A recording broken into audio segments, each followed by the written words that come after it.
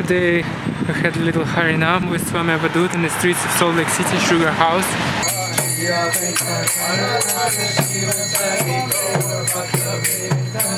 And then we moved to Lila Studio for amazing Kirtan and lecture. You are alive and reality is alive. What about Kama Sutra? So support this video by watching it till the end. Besides, like, smile is number one thing, and eye contact. And what is the most important thing for the dancer? Eyes. Remember, eyes part of the dancer. Means when you do Kirtan, look at her. She's like smiling. Look at the eyes, perfect eyes. So why? Because they see she's happy. She's eyes. When you're like this, it sounds like you've been approached by the gun, or you're not confident what you're doing. You don't believe in what you're chanting. It works negative. It says like it's a bunch of cult people. Like I told you, they're crazy. Like look at them. When you're like happy, that means we're enjoying. We're not really trying to change the world. We're trying to change ourselves. We're trying to get in the vibe.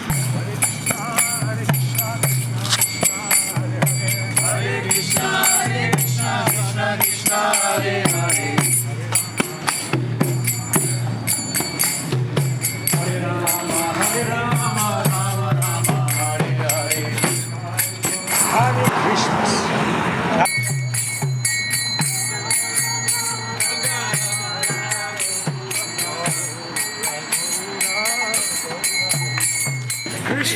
Christmas.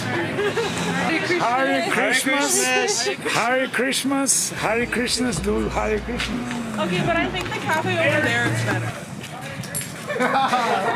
Hare Krishna! You look like my favorite character from my dreams. She's always chasing me. Just come to the temple. Yeah, she's amazing. Braja Mohini and a friend of mine, Ekaleshwar, Shama Mohini and Ekala, and they invited me to come to the temple, and it really touched my heart. And I would run to the temple all the time, and Braja was really, really kind to me, and I never really felt the wholesome affection of devotees before, so it was really, really amazing. And I remember I was going only for like a couple months, and Braja made me like a triple chocolate cake, and she gave me like, you know, the Bhagavad Gita, and I don't know, I just really, really liked the... It's alright, no, Braja, you sit here, Braja, you sit here. You sit there, I got it. There's a seat right there. You can sit in this chair. Over here, yeah. Here, just drop the Mridanga, put it Mridanga here. But yeah, and it was really, really inspiring, and I was going like every day for a year, and Janardhan Maharaj flew in from California, and he gave me initiation. It was really, really amazing, and we started a Bhakti Yoga club in our high school, and I just really was, my life became so much better when I started. I really appreciate your insight. What about you? I found these guys. They were at the farmers market like 15, 16 years ago or something, and I got some food off of them, and and that's how I remember Rai and some other folks there. And then it took me 6 months. I took their card, and then it took me 6 months to go to the program. But yeah, anyway, and I remember walking in the room and like hearing Rai's voice and Sudarshan playing the mridanga, and it was just like magical, you know. And anyway, so. He's an amazing organic gardener. He does all the shit. I was just heard from you a structure. I have a whole stack of Oh. mystical gardeners. Yoga. No, you have to understand. Last, I was supposed to die a few years back. I regenerate myself with an alchemy mystic yoga city power. Okay. And I've studied, like, I'm not a Hare Krishna standard guy with a book. I always study different things and explore alchemy, you know, different ancient science for my interest. Yeah. Not because I don't, you know, just because I believe the civilization is way deeper. So there's a whole thing about gardening, which I share with Sudarshan, I want to share with you specifically. Oh, wonderful. Yeah. And I want to recommend you guys a few things. See, because in Eastern Europe and Russia, we develop different communities there. We have festivals for thousands of people, temples, work with people, and execute people, insights for benefit of community. Because Okay. everybody knows something, everybody can share. Right. So to me, Hare Krishna is not just the people that believe in a block God with a flute and just bow down to him. To me, it's like way of life, way of sharing, appreciating, kirtan, communal work, heart sharing. It's like a family. Yeah. So, and of course, we're all non-perfect, we're all crazy, it's obvious, but we have to work out, manage ourselves to get our best inspirational side together. So, I spoke with Sudarshan, I said, see, some people accuse me, Avadhut is conspiracy theorist. But conspiracy means to look for connections everywhere. Also with divinity. Because remember, everything happens right now, not just connected with politics and social, it's also with divinity, people's thoughts, way the future people will live, the society of exploitation, the society of dedication, and how we find ourselves, between ourselves, what do we do together, and it's all require of our full, complete 100% transformation. Right. So, and on that transformation path, we have to figure out systems and models for people to survive. And, remember, one part of Ayurveda is a science about trees and agriculture. It's a particular branch. And trees are alive, they're mystical, they're sharing information, they do medicines. It's way more complicated than you think. So, not just permaculture, organic gardening, it's mystical gardening, I would say Vedic gardening, Vedic thing. And there are many interesting things which we can use from alchemy, from alternative energy sources. Like, for instance, particular minerals, particular metals have alternative sources of energy. So when I went deeper to mercury with poisons and different mystical minerals, and also actually I've studied Buddhist alchemy right now in Thailand because they have incredible Buddhist alchemy. They enter to the caves, to underground worlds, and they get from Nagas different minerals. And they do it, monks chant, and the Nagas appear and give them the stones. And those stones you can use for different things. It's kind of like alternative biological generators. And many interesting things. Of course, it's part of material nature. It's not like spiritual, but it's also something that, like organics, Ayurvedic gardening, or alternative health system, alternative way of thinking. I believe it, part of our civilization, which we're trying to restore. Remember, Krishna consciousness is part of civilization. So when we're talking about Mahabharata, this civilization ended 5,000 years ago. It was way more advanced than you think. But they understood connection with nature. Remember how they fight. The arrow bow is not just a piece of wood. It's like they enter the energy into it. So it was like more about learning yourself. But at the same time, we understand that we're in this material world for a short time. And our aim is not to endless gain by complete our gain by re-wake our consciousness to a spiritual reality. But again, when we spoke with Sudarshan, how do we understand this world today now? How do we behave? What do we do? Do we follow the mainstream program, or we try to build something unique, alternative, and share with the world? Or we're just a bunch of strangers on the street. So I believe we're not. I believe we have a lot more to share with people. And the reason they're not in Krishna consciousness for two reasons. The world is not ready yet. We're not ready yet. So we have to have a message, profound, deep message. And remember, it's been 50 years.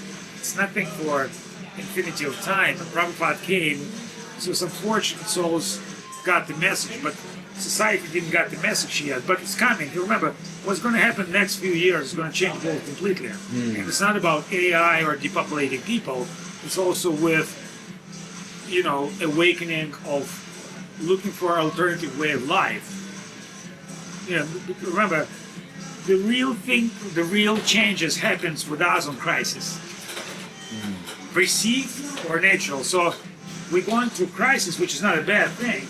But remember, that crisis, external or internal crisis, means you have a transformation. So, like before you arise again, you have to hit the ground, hit it hard, because everything you believed and serve become useless at a certain point.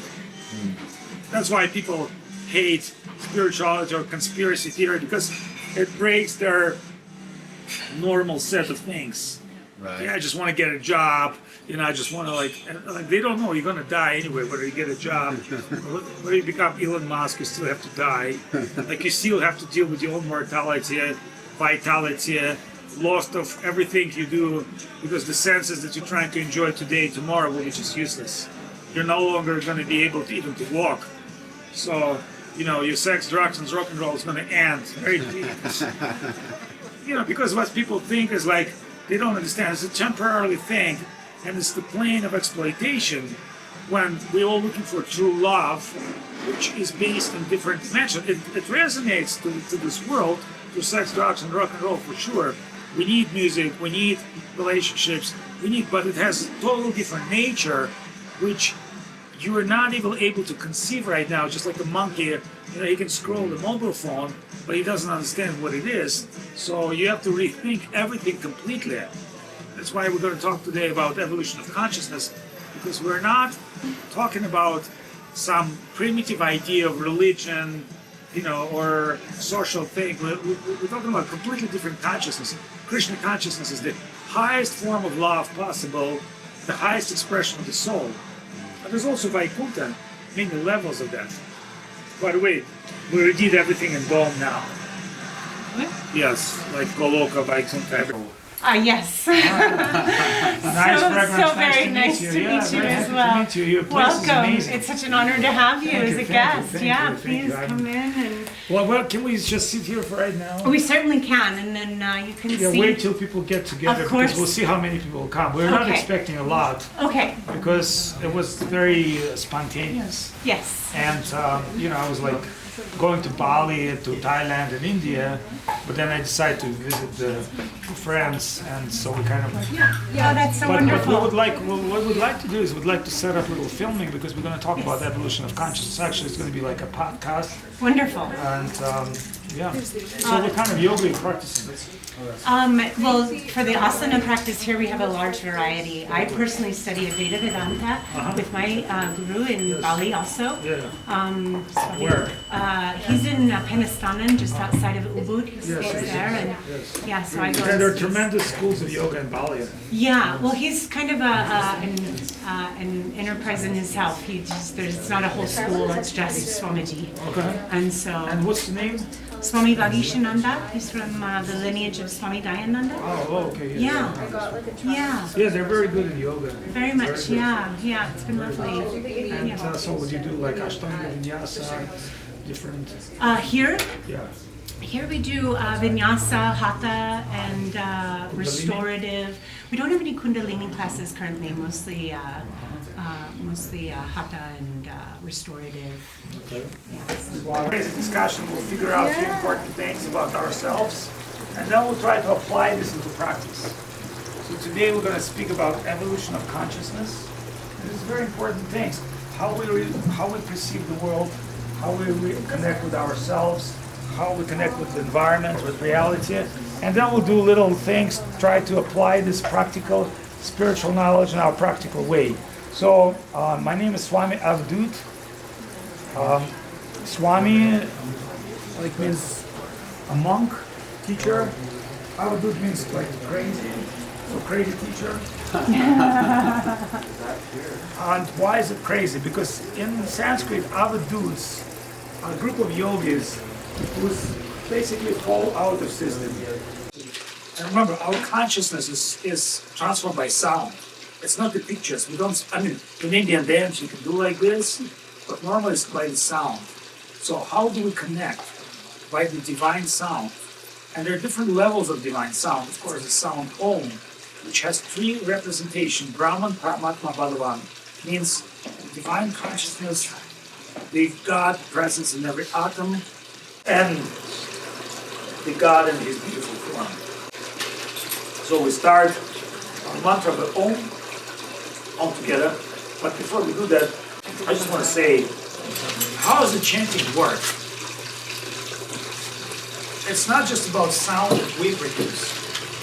All sounds exist in the universe as a divine vibration.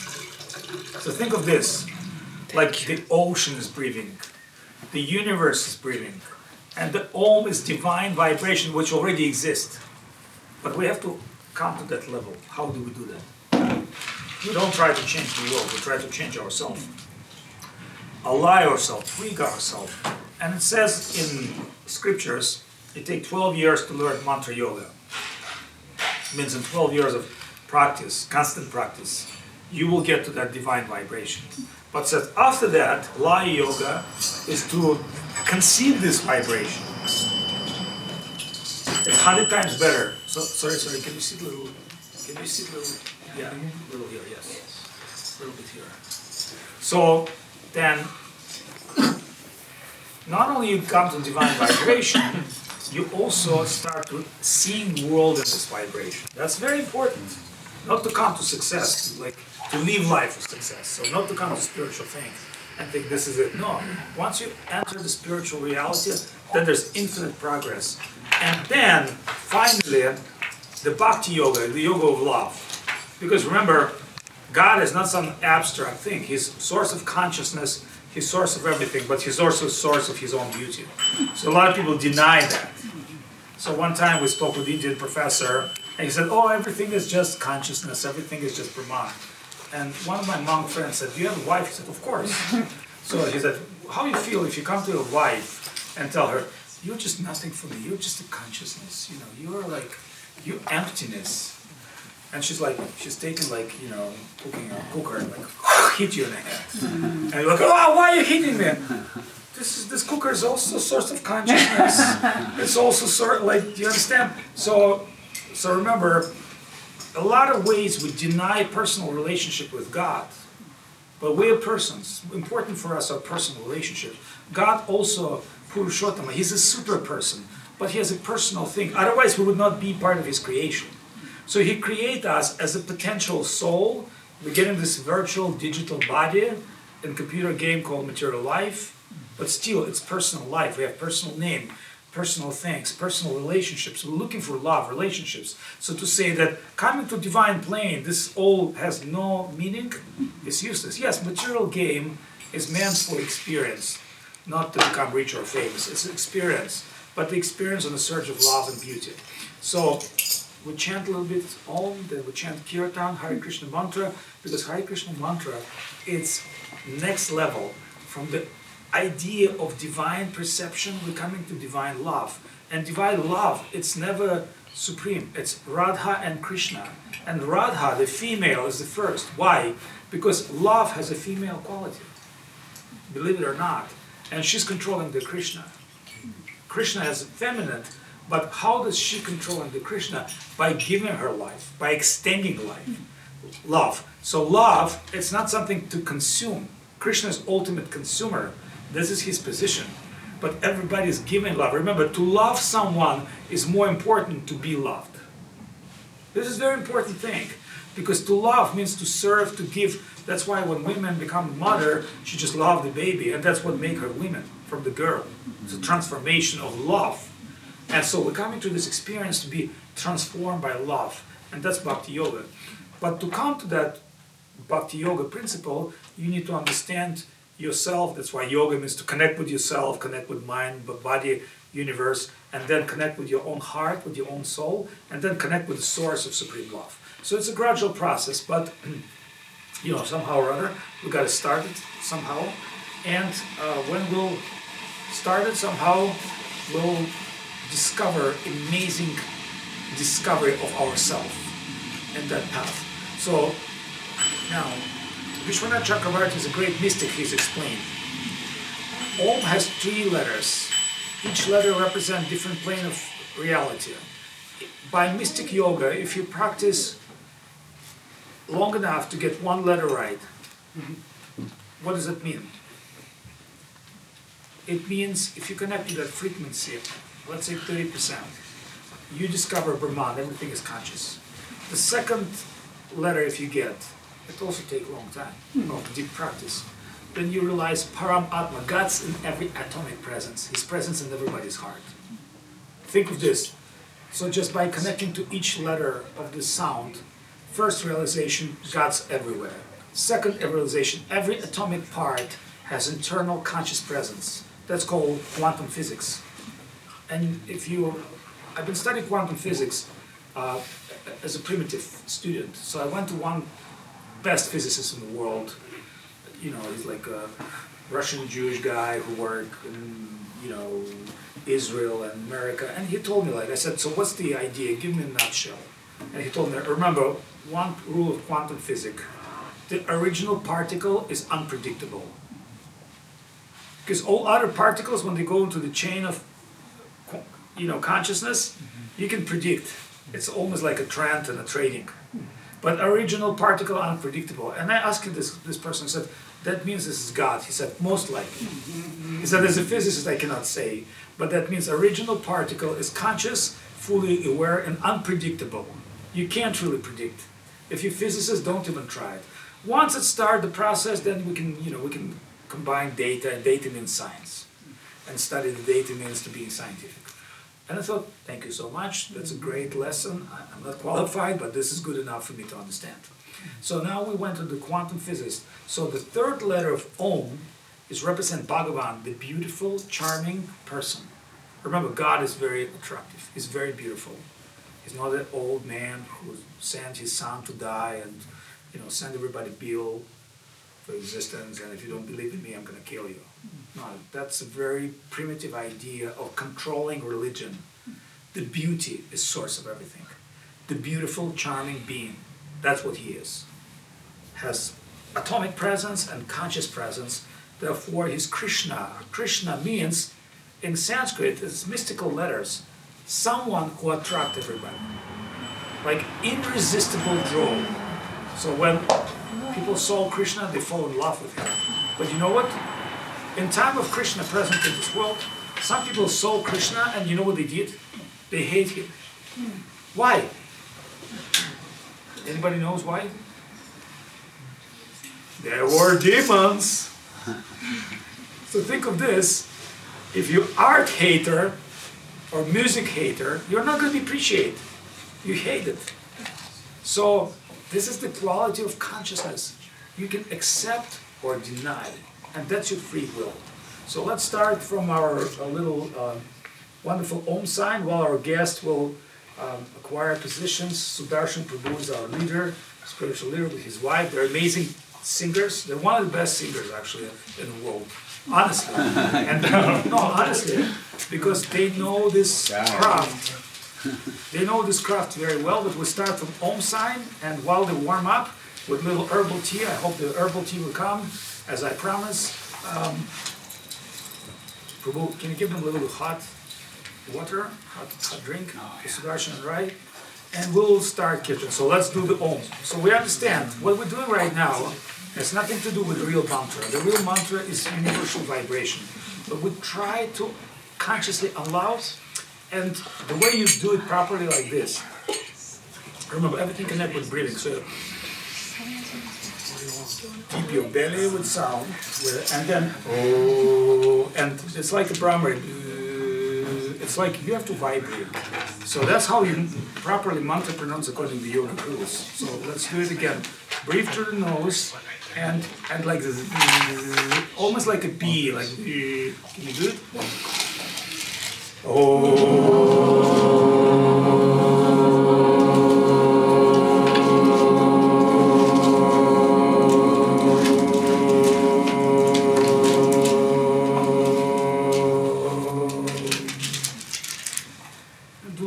At once, 10 minutes, then you're okay. And real yogis, they're constantly in this life. One more time.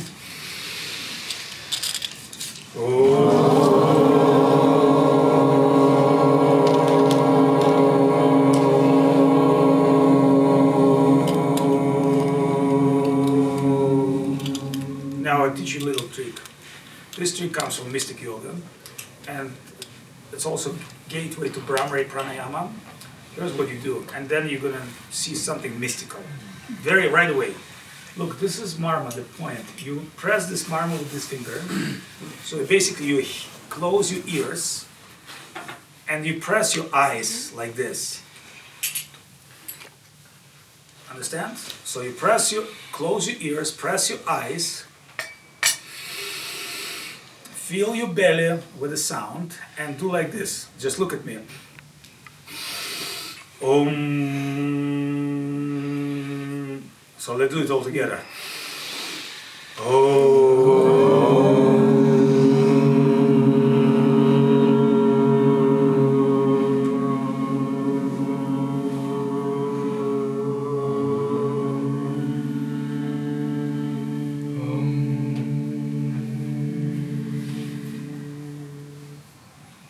You have to press your eyes. This is the thing. Did anybody didn't see any visuals? You see visuals? What was color? It was kind of, I don't know how to describe Just it. give me colors. Let's try one more time. So try to see what is it. Om.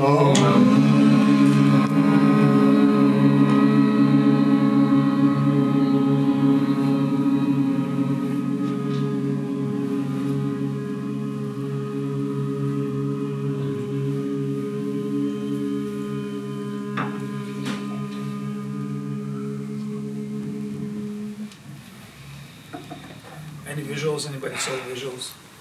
You have to press your eyes strong enough. and Bluish close your white ears. light. They were also like mandalas. Yeah, but color. I want to color and shape. Like color and shape. Kind of blue, purple. All right. So, Yeah, what about you? yeah, purple, and Purple. it kind of made like this, Anybody like, saw anything else? star. Like, I saw white. Yellow, White. white. Okay. White, round air. Yellow, square, many squares, earth. Triangle, red, fire. Mixed colors, ether.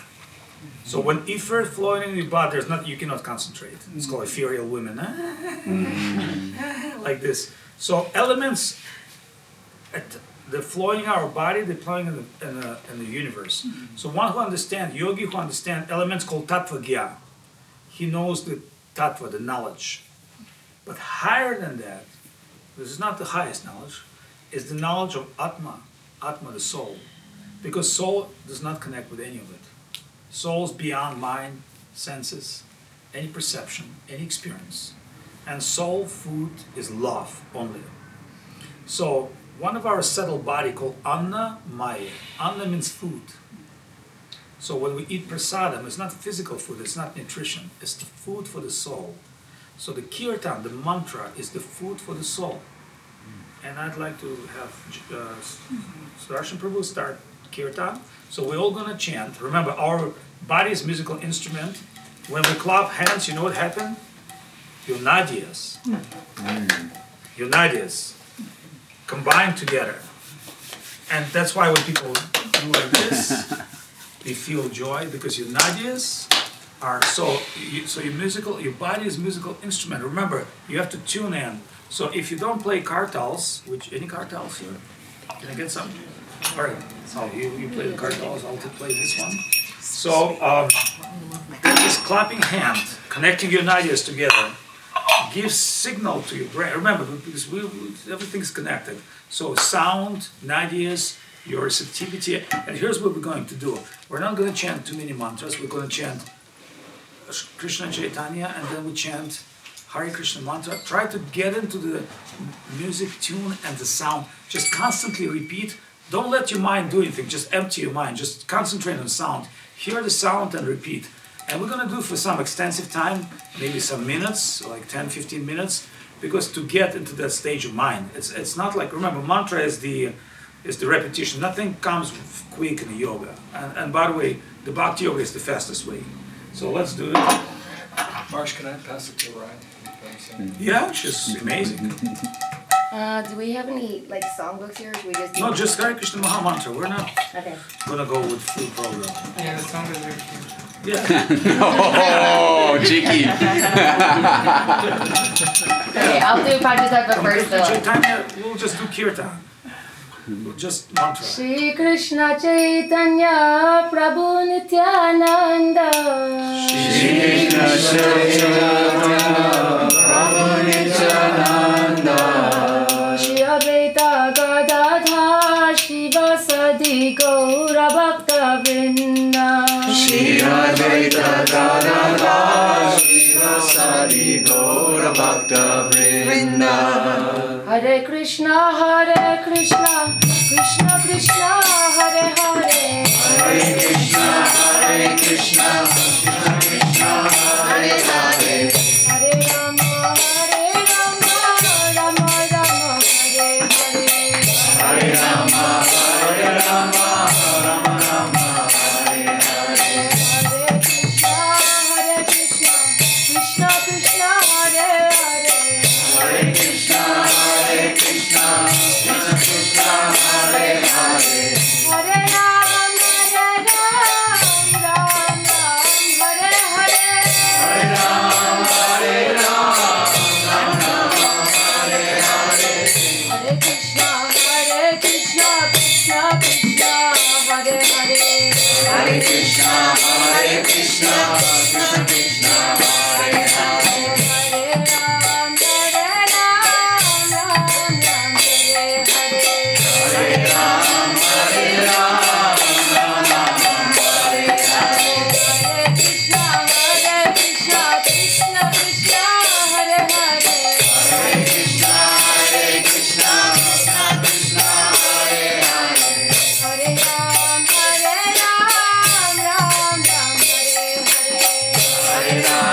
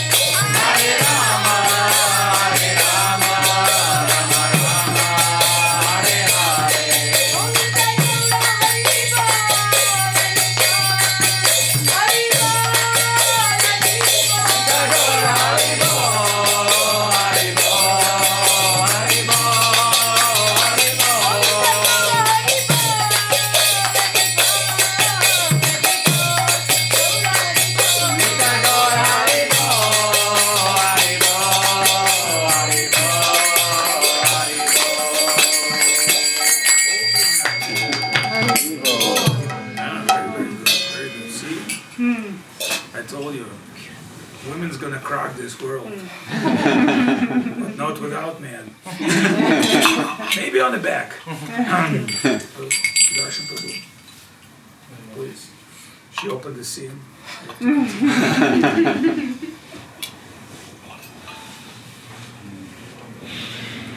Can you explain something? No explanation. Let us go with the flow and talk. Jaya Shri Krishna Chaitanya Prabhu Nityananda Jaya Shri Krishna Chaitanya Prabhu Nityananda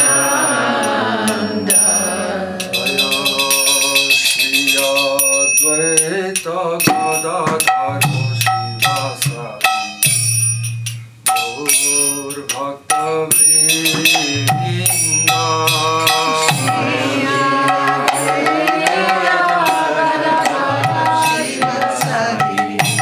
Gaur Bhakta Vrinda Shri Krishna Chaitanya Prabhu Nityananda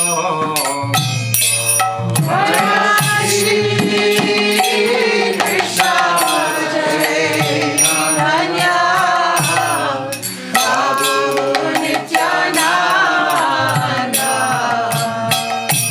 Shri Advaita Gadadhar Shivasari Gaur Bhakta Vrinda Shri Advaita Gadadhar Shivasari Gaur Bhakta Vrinda Shri Krishna Chaitanya Prabhu Nityananda Shri Krishna Chaitanya Prabhu Nityananda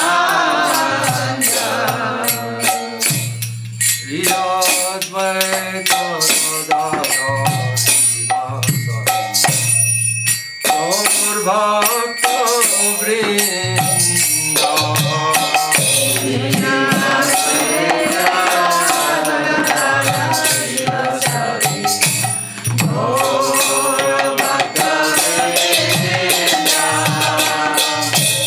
Hare Krishna,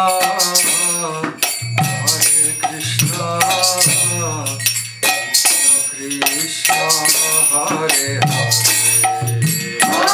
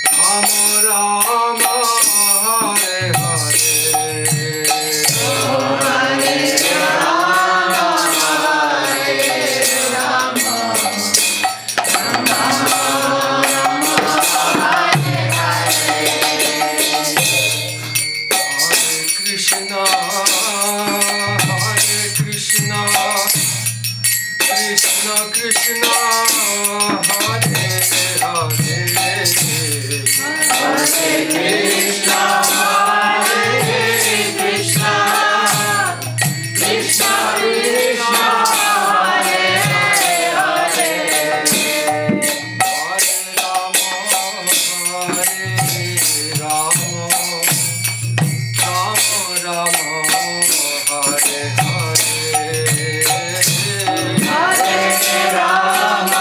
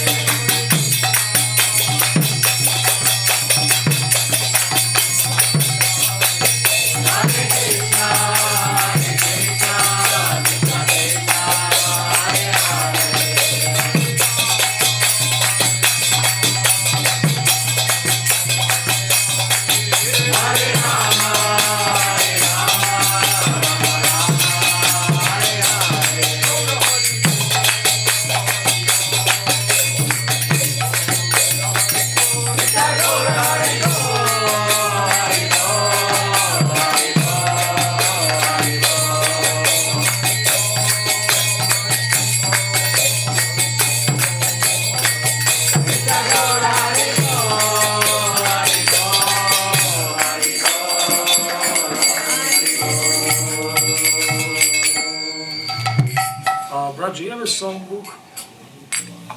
One at least. Let's do a little bit Gai Gaur Madhuswari.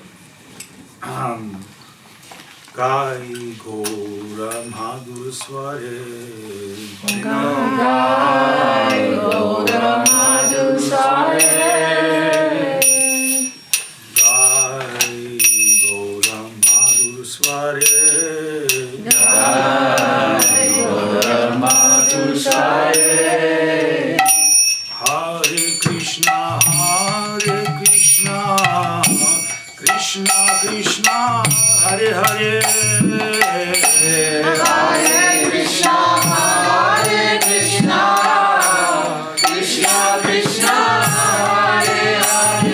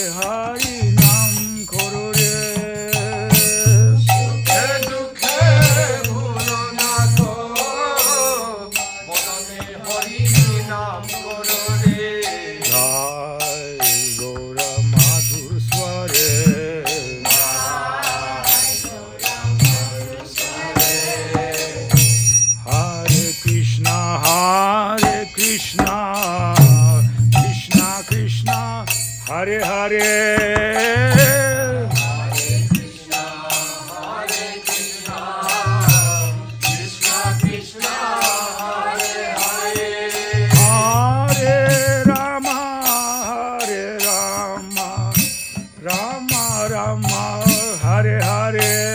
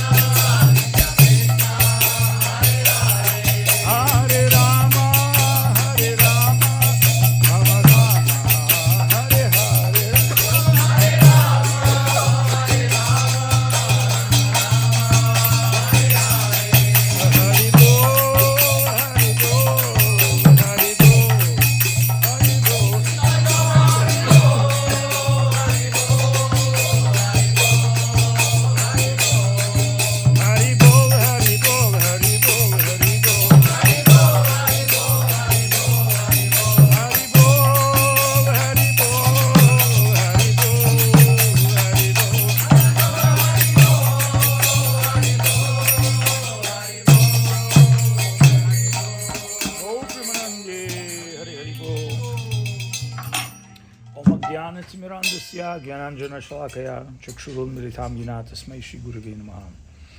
So in beginning and end of everything is our divine connection that comes by media of Guru.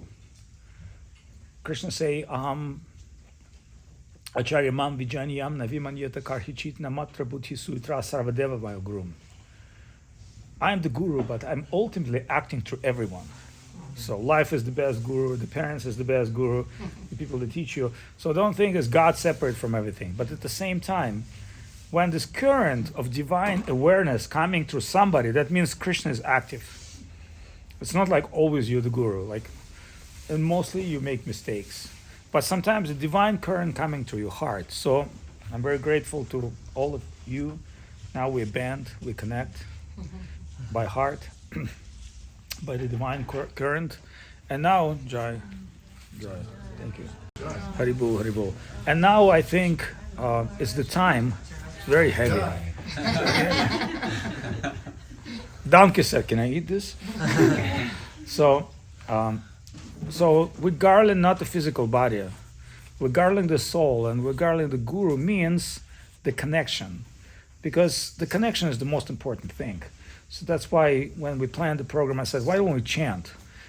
Because it's the best way to connect heart by heart. It's not intellectual, it's not a physical, it's the pure flow of heart. And I appreciate every one of you because I felt during the Kirtan that everybody's connect. And of course, by the great Kirtaniyas. In fact, I think it's a great idea to have like a Kirtan night every week because I think a lot of people would join this. And Kirtan is just, there's no debate. it's ultimate flow. Like there's no point of debate. You know, anybody comes to Kirtan, and you know, some people can resist, oh, it's not my vibe. You know, you can't help it. But everybody who comes to Kirtan and open their heart, it's just a constant flow. You know, people can have difference in philosophy because in the different stages of evolution, but nobody has difference of heart. Everybody is heart connected. So I appreciate every one of you. I felt there's great connection and it gave me great joy. Otherwise I wouldn't sing. I thought, yeah, all right. Okay, then she opened the scene, and I think that's very powerful. Then he opened the scene, I thought, that's more powerful. Then I think, like, I have to do something else to connect and combine. So I want to present Sudarshan Prabhu, and Raikishori and his family. His father is a great bhakti yoga practitioner and scholar, and he's a monk sannyasi. He doesn't feel very well today. He's in his 70s and had constant trouble with his health. And he's a great soul, and his mother is amazing, amazing devotee of Krishna. So he understands. He born with a drum. So when we were in India with our guru, I remember he was at that time 12, 13 years old. He's always, always playing. And she's like, she's interesting, mixed Japanese German. What can be worse than this? Japanese German for Salt Lake. Can't see much about it. So if you combine Japanese German and blend some American and send to Salt Lake, the Mormon town, then you get the but she's a great mother and giving birth of wonderful children, who's now she's just about to become grandmother soon. And so they're, when I said they're one of the best Kirtaniyas, I don't think in America many people had such experience because they were in India, they were raised with Prabhupada, with Govinda Maharaj, they've heard this. So it's not like you go there and you learn this Kirtan. Just playing this drum take years because it's the mystical instrument. And all the songs, all these tunes. But, see, it's not about that. It's about sincerity of the heart, but also form is important. It's not like, oh, you need the substance, there's no need form. No, like, look at this place. Love, Lila, everything's beautiful about this place. And one room is separate from another one. So you kind of enter into the new place, and you think, oh, whoever set this up must have some sense of beauty, otherwise it would not be. So we can't deny external and internal. It's complementing each other. So great Kirtan complement the great mood and helping us to unite in the consciousness, of course. So it's art, art and craft. Craft is hard work and art is the flow. So today, please join the seat. We're going to talk about evolution of consciousness, as we promised. And remember, we always have debates about what religion, what philosophy, what we should talk to people. So I said, the only problem is we're not vocal about it. See, because we have the most interesting discussion, but nobody hear them. And why? Because nowadays you have to be on, not that you post everything online. People post very stupid things online. No, I think the world is seeking for ideas. Every day people go online to find an idea for their life, and they can't find it. It's always the political, the social, the gender, this and that, but it's complete destruction of consciousness. Remember, because we're spiritual beings, like the gender, the position, everything we look from perspective of our physical body is wrong. It's not that there's no spiritual gender. There's no spiritual relationship, but you have to understand how does it work on the highest level of consciousness. And so this morning we had very interesting discussion because see, for many of the people, idea is like, hey, become spiritual means you have to immigrate to heaven. It's almost like move from Ukraine to America, you'll be fine. But once you did this, then you can understand you can't just maintain a singular mindset. Because every plane is existence, is particular consciousness, particular dealing with relationships. So as higher we evolve, the conditions change. So we still in part would say America is the highest plane of material existence because there's certain rules and certain way this plane is set it up. Just like we spoke with a beautiful lady that does yoga, she said in my country, they could have like punished you hardly for being yogi or being like spiritual or different. So we understand there are different planes of existence. Please take a seat. Very happy to see you. Thank you. Coming in. Wonderful to meet you. Yes. So we're waiting for you. Shoes. I've got my shoes on. Yeah, don't worry. Just if you want something more softer, we can arrange. No, this is good.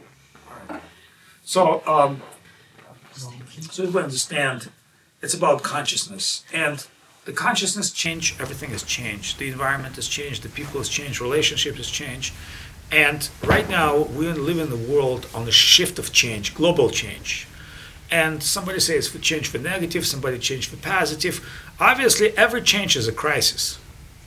You know, like, so change means conscious change for us. So we think for Krishna consciousness is the time to be heard by the people of the world.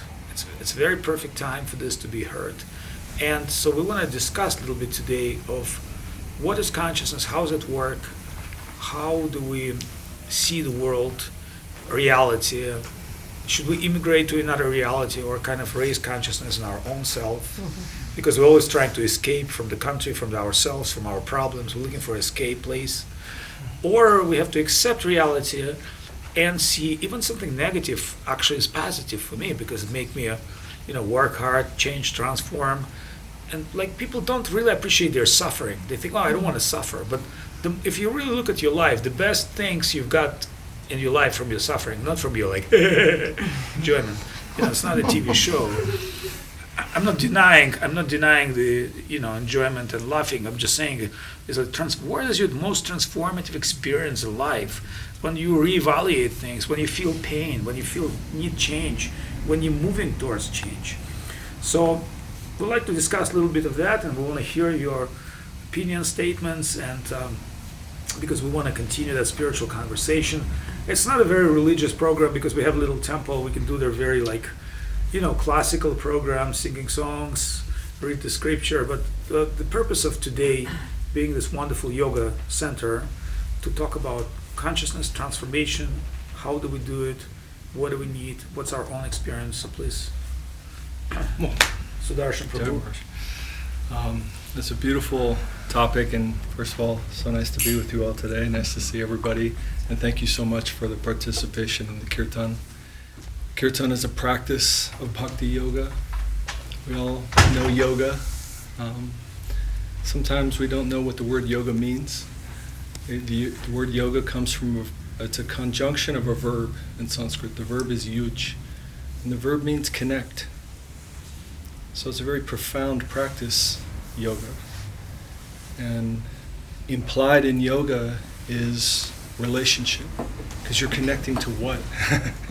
And who are you? So the beginning of the practice of yoga is a profound practice, because even within the word is implying so many truths, right? Relationship means what? There's two, at least, right? And connection means what? That maybe we're a little bit separated. When Maharsh is talking about evolution, it's a beautiful idea, because evolution means towards something. It means there's change, but as a conscious being, we can start to define what is that change toward. Otherwise, you're sort of getting swept in the waves of reality. Sometimes, the world of matter is described as an ocean, and that without direction, waves come and push you this way, waves come and push you that way. And you're kind of just floundering and going, oh my God, not that wave, I just got over here. And it's like, whoa, But where exactly are we going? What exactly are we doing? Who exactly are we? And what is the connection that we're seeking? We practice yoga, we always feel something. And any kind of yoga that you do. I mean, there's so many. If you read Bhagavad Gita, which is sometimes called the yoga scripture, each chapter has a word and then yoga at the end of it. Right? Begins with karma yoga, jnana yoga, dhyana yoga, karma sannyasa yoga. So many yogas are laid out in Bhagavad Gita. So there's so many practices of yoga, but ultimately it's seeking some type of connection. And what Bhakti Yoga is saying, and Bhakti Yoga is one of the chapters in Gita, is that you are alive and reality is alive. And there's consciousness behind everything. And so the practice of yoga is to find your relationship with infinity, ultimately. And the intention, that's a very deep intention, is to find a relationship with infinity in love. And that means bhakti, that means devotion, that means some relationship where I'm contributing, some relationship where I see myself not as sort of a singular consuming unit within the body of infinity and sort of placing demands on infinity with whatever my mind comes up with, which is not very reliable, and going, hey, infinity, here's what I need today. But sort of resetting that and saying, what can I do? Well, how can I contribute? How can I participate? How can I actually be a giving unit to reality? So it's a very, very deep transformation, and it's a very, very deep connection.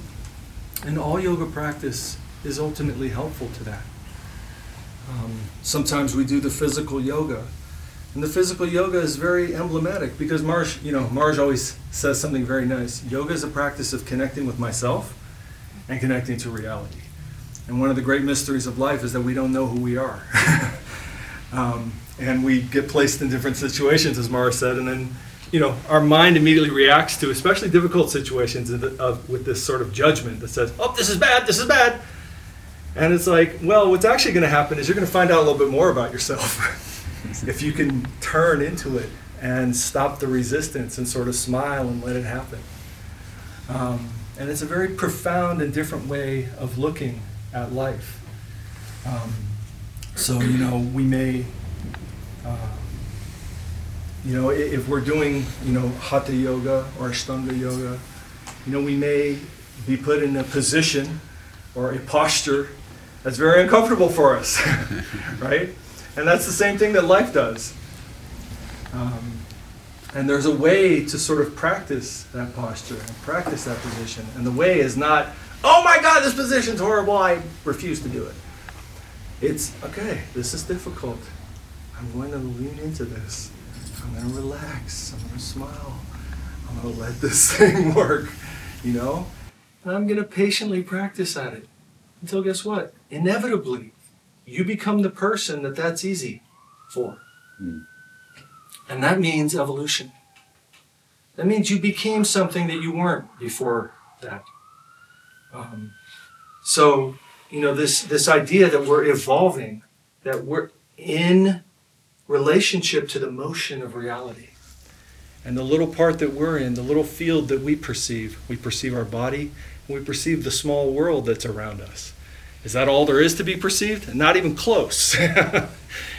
But it's what we're interacting with and what we have to contribute to.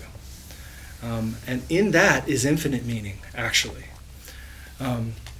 So it's a very beautiful idea. This idea of one of our great teachers says, the subjective evolution of consciousness. And evolution implies motion, and subjective means within myself. Right? There's some type of motion that I'm actually experiencing in life, and it is the evolution of consciousness. There's not a static goal that we have in mind that Marsh is saying, I don't want to just sometimes there's a very simplistic narrative that goes along in what's called religion, which is, I need to get out of the bad place, and I need to go to the happy land. And if I just do this and this and this, then I go from bad land to happy land, and then I'm kind of good.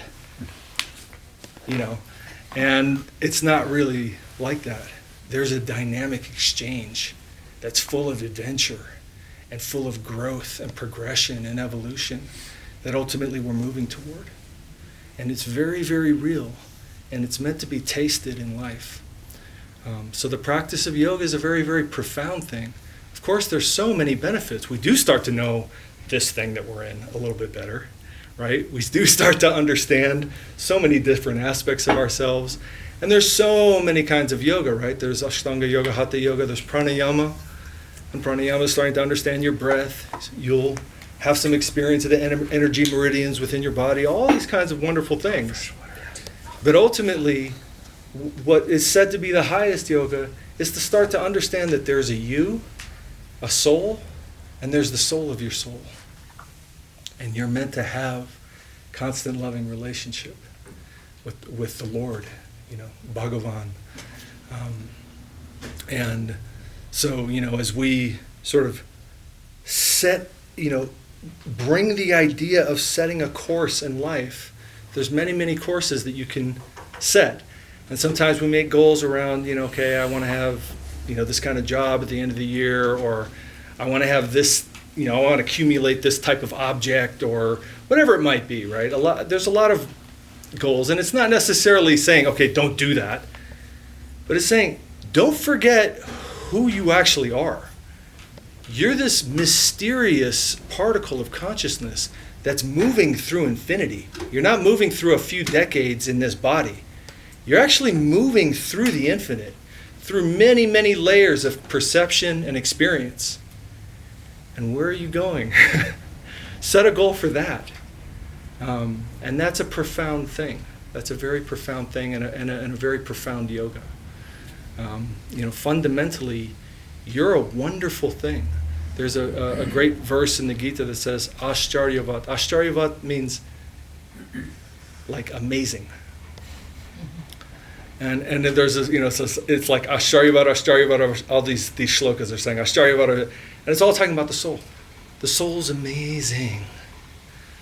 One of our teachers said, if you can feel for 1 second who you actually are, the entire world is under a revolution.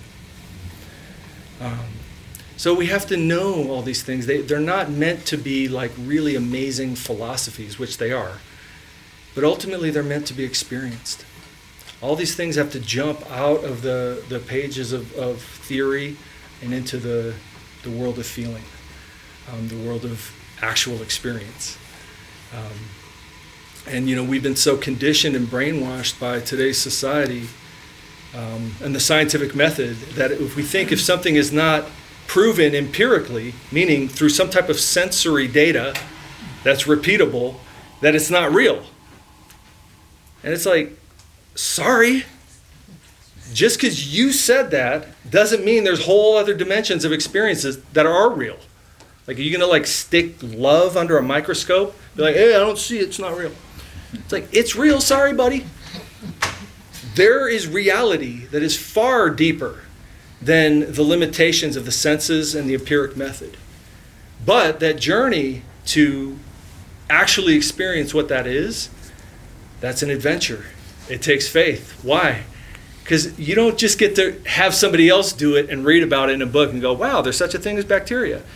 No, we have to find out who we are.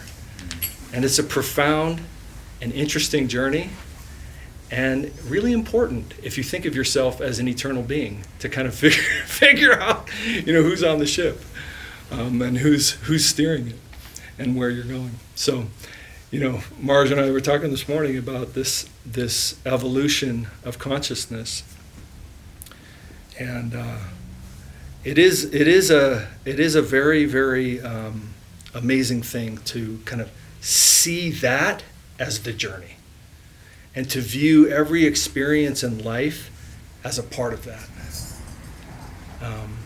And so these judgments of bad and good, they starting to soften a little bit. Where you're like, yay, I got a car, good. Oh my God, my car crashed, bad. To like, I'm on an eternal journey. And both of these things are stretching me in different ways and putting me in different positions. And I embrace it.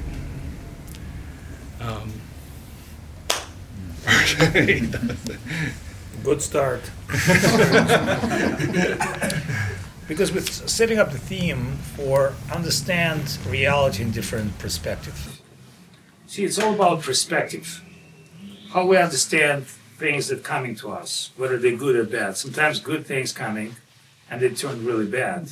Sometimes bad things coming to us and we say, this accident in my life set me up for the journey and for the transformation. And that's one of the yoga, that's called Buddhi yoga, to understand the flow of life. The flow of life. Otherwise, you always think, elsewhere is better than here. Tomorrow will be better than today, and you don't value your presence. But the question is ultimately, how do you progress? See, because if you think like you can think for yourself, is bullshit. There's a way of thinking. There's a school of thinking. There's a school of understanding things. Like as your child, you're going through your mother experience, your father experience, your school experience. I'm not saying good or wrong because there's a lot of abusement in that way, but we do know that you do need an association and you need reflection and you need knowledge. So speaking of things invisible, it says in scriptures, knowledge is something that you cannot see, but you can see everything by knowledge. Let's say if you're a knowledgeable doctor, immediately you diagnose. If you're a knowledgeable expert, like let's say financial expert, you can see things.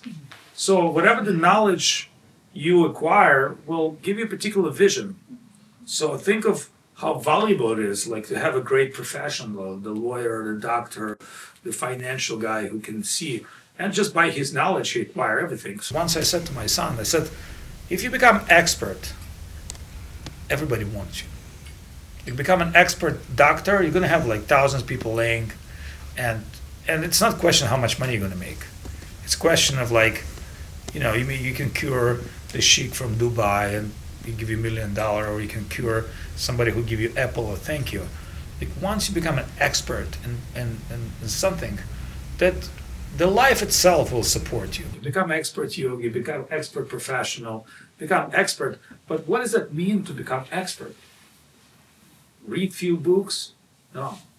It's about go deep on the layer of consciousness and be conscious everything about you do. Just like recently we were in Leh, I met one great musician. He's a violin player. And he gave me like 2 hours. He explained me everything about art of violin playing. He told me all about instruments, the Stradivari, all the great the violin makers. And he also explained who need this instrument on which level and which stage. And he explained me how you draw the sound. And I said, how long it's going to take? He said, 10 years to begin. 20 years to refine. And the rest of it, it's like how far you can go. So I thought it's just like playing one instrument, holding it and doing a proper sound, and then be like, what he explained me, like, when I cry, my instrument is crying. When I'm laughing, my instrument is laughing. Like I'm and my instrument is one. Mm-hmm. And I produce the sound, not physical sound, it's my vibe, it's my mood. So at this point, this instrument is not something physical, it's just my extension. So remember, the body is extension of the soul. And at one point, it's very good because we're collecting karma not for the soul, for the body. Karma is action, reaction, Newton law that just attached to your body is like a costume. Like you go into polluted area, the pollution comes to your costume, not to your body, not to your soul. So we're changing the body, the subtle pollution is coming. But finally the soul is pure, it's untouchable. But it's covered by these layers of consciousness for a particular experience. We need to experience this world of death to appreciate something higher. We need to experience lack of love to appreciate and search for the love. Because ultimately God creates spiritual world, He creates material world for one purpose, is to experience. And once you experience the spiritual consciousness we spoke this morning, it doesn't really matter where you are. You're no longer mortal, you're no longer conditioned, because you're free of your bondage, you're free of your conditions. Of course, that's called moksha. But remember, moksha leads to love. Because Srimad Bhagavatam begins that the person, his name is Shukadev Goswami, he's 16 years old, he's the son of great yogi Vedavyas. He already born as a moksha. He born liberated soul. So he doesn't need to do all these meditations and these things. He already liberated. And he said quite interesting thing. Once I got the gist of this divine pastimes of love of Krishna, that totally grabbed my senses because I was not excited about this world. I knew it in and out. But the spiritual love, the divine consciousness, that's what really struck me and connected me. So he's the Bhagavatam speaker. And he's speaking with a king who has to die in 7 days. A great king, but he has to die. That's the destiny. And he's explaining, it doesn't really matter how long you live. 7 years or 7 million years. It's how you use your time. how you appreciate and value things around you. And you know what? And that's great, because now at least you know that you're on the verge of changing your body. So then you feel great necessity to inquire. Other people, they die tomorrow, but they live like they live forever. They don't have any inquiry necessity. They're living like animals. They eat, they sleep, they enjoy everything, but they're not awakening their highest potential. So it's about our highest potential. It's not about potential that we experience here. Although here you have like many different levels to grow, but our spiritual potential, and that's about consciousness. So what is consciousness? Like when we say about soul, Sat, Chit, Ananda, Sat is eternity, consciousness is eternal. Chit means willing, feeling, and thinking. So three process. Like they talk about AI, it can give you better algorithm than you are, but it cannot feel. See, AI is like a cold thing. It can imitate feelings, but it doesn't feel anything. It's algorithm. So think of this. Your mind is GPT chat. The way you perceive right now is a false identity of physical avatar with GPT chat. You think I'm this, I'm that, but you can't really feel love. You can imitate love. And it translates to your low chakra physical thing. That's why we need that low chakra thing, because without it, our life is useless. Like why the Freud and Jung, they said everything run by sex. Why? Because it's the shadow of love. But if you don't have it, like, do you understand? In the shadow world, you need a shadow. It's like shadow of gold, shadow of love. In conditioned stage, you still need love. But once you free yourself from condition, love means something else. That's why people say, don't think Krishna is womanizer. Don't think Krishna is like doing sexual thing with everybody else. Or don't think there's no love in spiritual world. It has a completely different way. It might appear the same. And interestingly, so somebody asked me in the lecture, what about Kama Sutra? Anybody heard about Kama Sutra? Raise hands. Anybody read it? There's only one guy. Anybody practice? All right, no practitioners. Okay. Now I give you interesting feedback. The guy who wrote Kama Sutra never had sex. He was brahmachari. But he was asked, he's a teacher. They ask him, and he said, all right, I'll write it down. And it begins from primitive things, the physiology of people, the man, the woman, because we're not the same. But really, the only part of Kama Sutra that we all know, it's about sex, because that's what penetrates people's brain. Other chapters of Kama Sutra is about art, beauty, decorating, because it's Kama, it's about how to draw pleasure from this world. And ultimately, he's like a renounced monk. He explained you everything. That ultimately, in the end of Kama Sutra, which is not published, he explained that, these are the thing in material world. You need to decorate the place, you need to have romantic dinner, you want to have the candles, you want to have food in exchange, you want to have loving exchange, and this is the way you achieve the most pleasure, and this is part of your environment and life, because it's art, the achievements. But he's explained, but all of this finally refer to your understanding that everything you experience here in limited sense, there's a full sense of spiritual reality. That means this is the shadow. He's explained, this is the shadow. That's why he's such an expert, because he's mind and spiritual reality. But you say, okay, I'll write you down. You will enjoy it. I'll explain to you what it is. And I know everything without being even involved.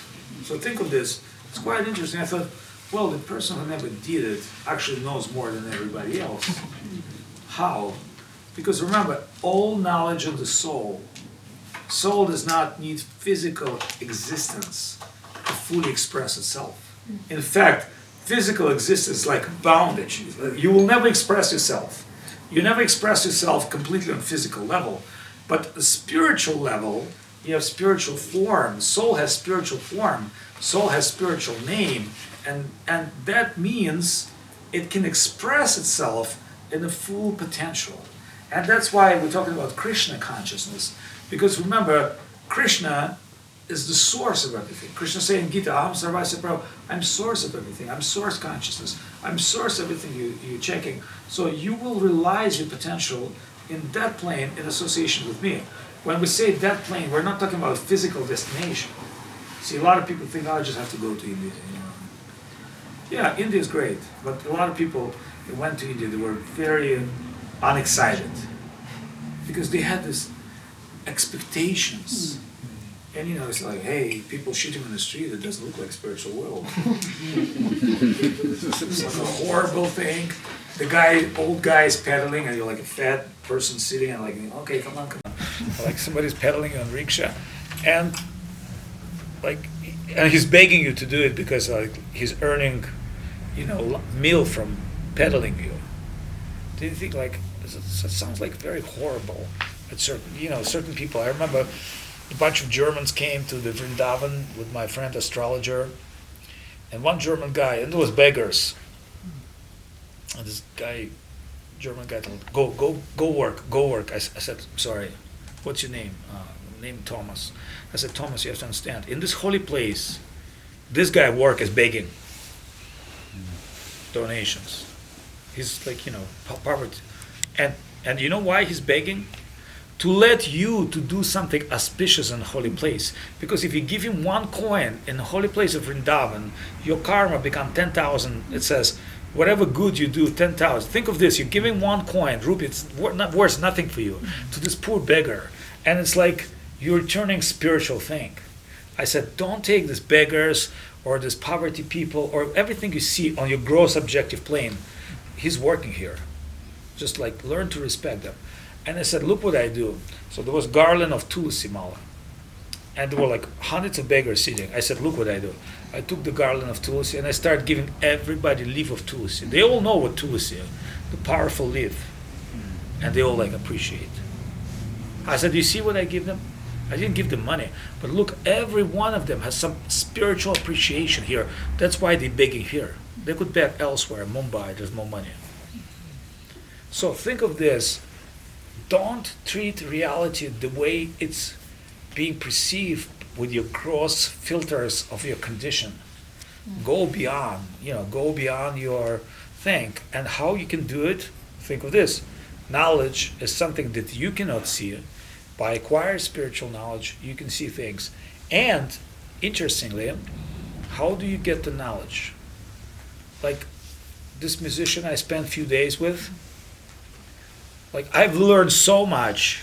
I would never, I would read the books, I would see the films, but this guy just explained me like this. All right, this like this. I said, can I play? He said, yeah. And he'd like, show me. And I said, yeah, it's like a flute. Yeah, he said, like he can create mood, it can create incredible sound, but you need to be expert to be able, just like he's playing drum. You understand? It's not like anybody can take this drum, you're not going to get sound. But in his hands, this drum has become alive. Why? Because he's probably played, how many years? A lot of years. Tell me when you took the drum. 40 years. More. And how More, many? yeah. How many times a week you play? I don't know. At least 3. Yeah. More. Yeah, I've been playing in my house all the time. I play pretty much every day. Yeah. So think of this. If you play this drum, and like how many years you chant Kirtan? No, just tell me. When do you heard Kirtan first? I think it was one of my first words. So. And you're going to be grandma. So I'm trying to explain. That's why I told you this is one of the best guys in America. It's not like I know Krishna Das. He had an LA concert. Wonderful person. It's a different thing. And why I'm comparing, not criticizing Krishna Das. When he asked me certain questions about Kirtan, I said, yeah, that's what the baby would ask. Because Kirtan, it's not about music. As musical aspect is just technique. It's just like playing violin without mood, it's useless. Kirtan is about, and see, that's why we don't play Hanuman, Makali, this. Why do we play to Krishna? Because once you start dealing with one girl, play with everybody else around would not be proper. Because once you connect with Krishna, you can't chant anything else. It's not that you cannot appreciate Hanuman or Kali or Shiva, but it's just your heart will draw. Do you understand? So when you start dealing with all the women on the same level, that means you're just a womanizer. You don't love any one of them. But the one means you love all. Do you understand? Love one means love all. Love all means love no one. Love yourself. So that's a dramatic realization that some men have, because love requires some personal, exclusive relationship, and that's what with Krishna. So that's why once somebody's get into it, he can't chant anything else, and it's not that he can't appreciate. See, people think, I'm just fanatical, they chant. No, it's just like your love. It's like being married and chaste to your wife means you also chase to other women. It's not that you cannot appreciate them. Every woman is worth appreciation, but your wife, you have ultimate connection. That's called love. So,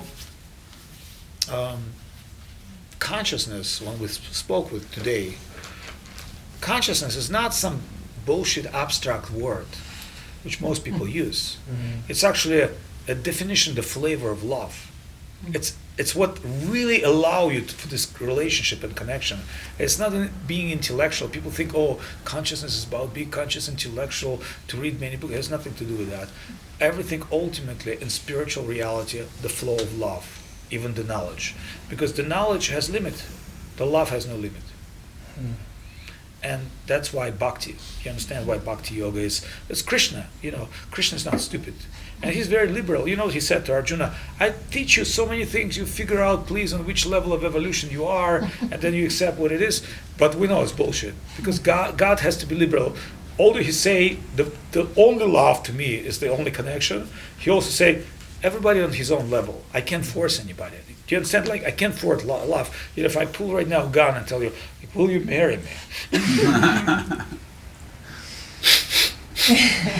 She's like, of course. She said, no. Will you marry me? And just pull her gun. Do you know what I'm saying? It doesn't work this way. It's not like force feeling. You cannot force. So even Krishna, he cannot force you. It has to be mutual acceptance, and that's where the attraction builds. Remember, attraction builds in time. It's not like, and the real partnership measured by time. So if you do, Kirtan for the last 40, 50 years and you sound okay, it sounds like you've got something. You can say, I do this, I chant, I sing his name for my life, and I feel some fulfillment. I may not claim myself like super realized soul, because we all know this is propaganda. Like, I honestly, and I'm not a great guy, really, I hang up at yoga festivals in different places. I rarely meet somebody who understands yoga. Rarely. So I met one guy who's like very deep, and I said, hey, you doing well? He said, yeah. How long? He said, all my life. I said, yeah. And he said, my teacher, he's way superior than me. And then he explained his teacher. I said, it's quite interesting. This guy real, his teacher is real. Well, a very humble guy, never show up, never plays, but deep and profound. But when we started talking to him about devotion, he said, yes. He said, my personal goal is to break out of my shell and condition. And after we shared, he told me, like, I want to thank you for associating about devotion. I've done yoga all my life and I got good at that. My teacher is more superior. But now I can appreciate more devotion because I didn't meet that many devotees. And I said, and don't blame on me, it's just more for my guru. Like, you have to understand, if you appreciate something that comes from me, it means it comes from somebody else. And that's how it works. It's not like you're the ultimate guide. It has to be given to you and granted and gift. You have to understand, it's grace. It's like, so somebody who came here said, I'm looking for grace. Why? Because grace has no limit. It's like, like how much you pay for the grace? $10. Okay, I give you $10 worth of grace. No, the grace comes as you can receive. So in Socrates' book, they're talking about why is somebody born as rich, somebody born as a king, somebody born as a cook, as a driver. And Protagoras said, well, because gods, when they figure out this world, they calculate how many cooks, how many drivers, how many managers they need. Like, think of this. Everybody go to Hollywood, but there are only a few good Hollywood directors, right? So many people want to become billionaire, but there are very few billionaires. But there's a lot of Uber drivers or cooks. Why? Because the demand. And that's God's will. And there's a lot of story. One man was like always working hard, but never had the money until he's got divine spirit, and his spirit explained to him, in this life, you will just have clothes and food. You don't gonna get more than that. And at some point he became a huge treasurer, but nothing changed. He gets just food and clothes. Do you understand? Even if you're a great treasurer, that's not meant for you. So everybody has its own dharma. That's why this modern young people especially, they think, I want to become an Instagram expert, the crypto billionaire, it's such a delusion things, because you should try, but at a certain point things are prescribed for you. And you get things not when you're trying to acquire them, when they're meant for you to happen. Like, you don't plan bad day, but it happens, right? You don't plan like, today I really want to suffer, should I fight? But it happens. So whether you want it or not, so the life gives you its own results. And the one I want to say that is exception, like when we spoke today is about exception divine will. Even exception suffering and your own death is good for you for the future. It's quite hard, but it is. So everybody is accepting, when the money comes to me, I'm accepting it. When the suffering comes to me, blame the God. But when you're accepting a suffering and happiness and draw some deep experience, that's why I said you introvert, good. Because you suffer a lot internally. You know what? If you suffer for Krishna, it will come up in a very great way. Your leadership, yes, you have leadership, but leadership for what? That's another thing. Lead a bunch of idiots is not a great leadership. So leadership means to do something very great. That means you have to have internal values, what you're leading for. And once this internal value is clear in you, you can become a great leader, whatever you do. But it has to be real. Otherwise, you're just leading for everything good against everything bad, but you don't know what's good, what's bad. So all these things very subjective. So in this case, let's just move to question-answer session. I'm sure there are a bunch of people here who would like to express themselves and ask some questions. It could be provocative questions about anything you want. Obviously, everything leads to spiritual reality, but to make our conversation flow, please don't hesitate to ask any questions. Something in your heart, pass it out and we'll discuss it. Yes, sir. Does the location matter? Wherever you are, does the external situation matter in your spiritual life? Of course, but let's say you want to go to a museum. Once I remember the Modern Art Museum on 53rd Street in New York. There was an artist, Jeff Koons. He did installation. He put some art, he throws some things on the floor, and the sweeper sweep all his modern art. Because the women thought there's some kind of a crop on the floor. So this great artist came next day, and they're like, "Oh, my shit's been swept." Because I'm a trained artist. I work all my life with art, as well, and I know art is speculative. It's very speculative. It's actually manipulation in many ways. The market of art, it's ego, but it's quite interesting that. Supposedly, this guy is genius, but still, somebody who doesn't have the appreciation of art can just sweep it. So it's about your appreciation of art, music, spirituality. Otherwise, what's the point for you in being some great place with some great people if you cannot appreciate? So appreciation is important. So once I met very important artist, and he's like, he's a character, like all women, it was beautiful, and he draws, and all women love him, and he draws like portraits of like high politicians. He just play with them, make money like that, like lucky one. So he once came and I did Japanese art many years ago, and he told me like, I was touched by your Japanese art thing, because I show him what substantial Japanese art is. It's very complicated, it's very profound. And when I explained to him, like this artist was like crying, considering it like he's nothing compared to those ancient masters. But he told me, you know what, really, all these politicians that I play with will die. What will remain is art. And I said, that's true, because how do we understand history and time, Rome and India? By seeing the art, by seeing the poetry, the literature. Who cares about those politicians or these so-called celebrities?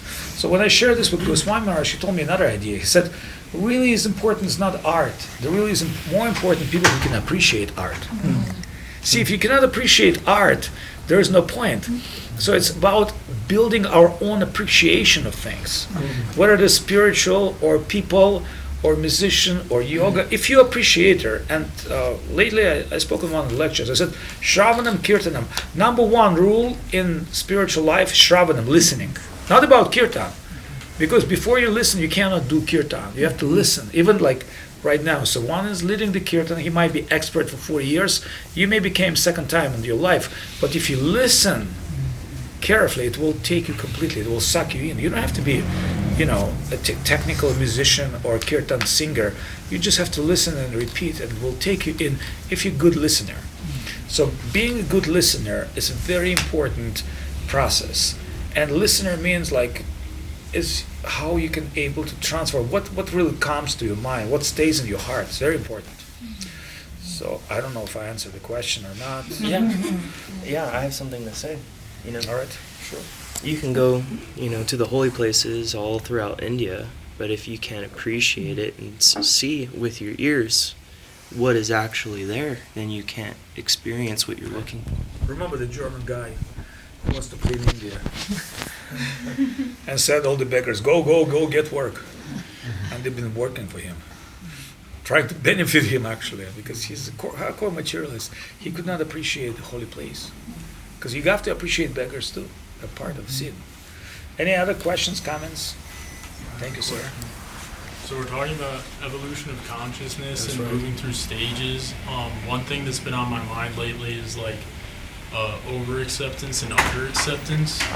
Obviously, falling short of prescriptions is bad, but it's also bad to egoistically take on things that you haven't arrived at yet. Yes. I was wondering if you could give me advice on realistically and sincerely drawing spiritual goals for myself. What you said is super deep, super profound. I'd like Sudarshan to answer this question. I'll start because anything difficult comes, I always like to load on management.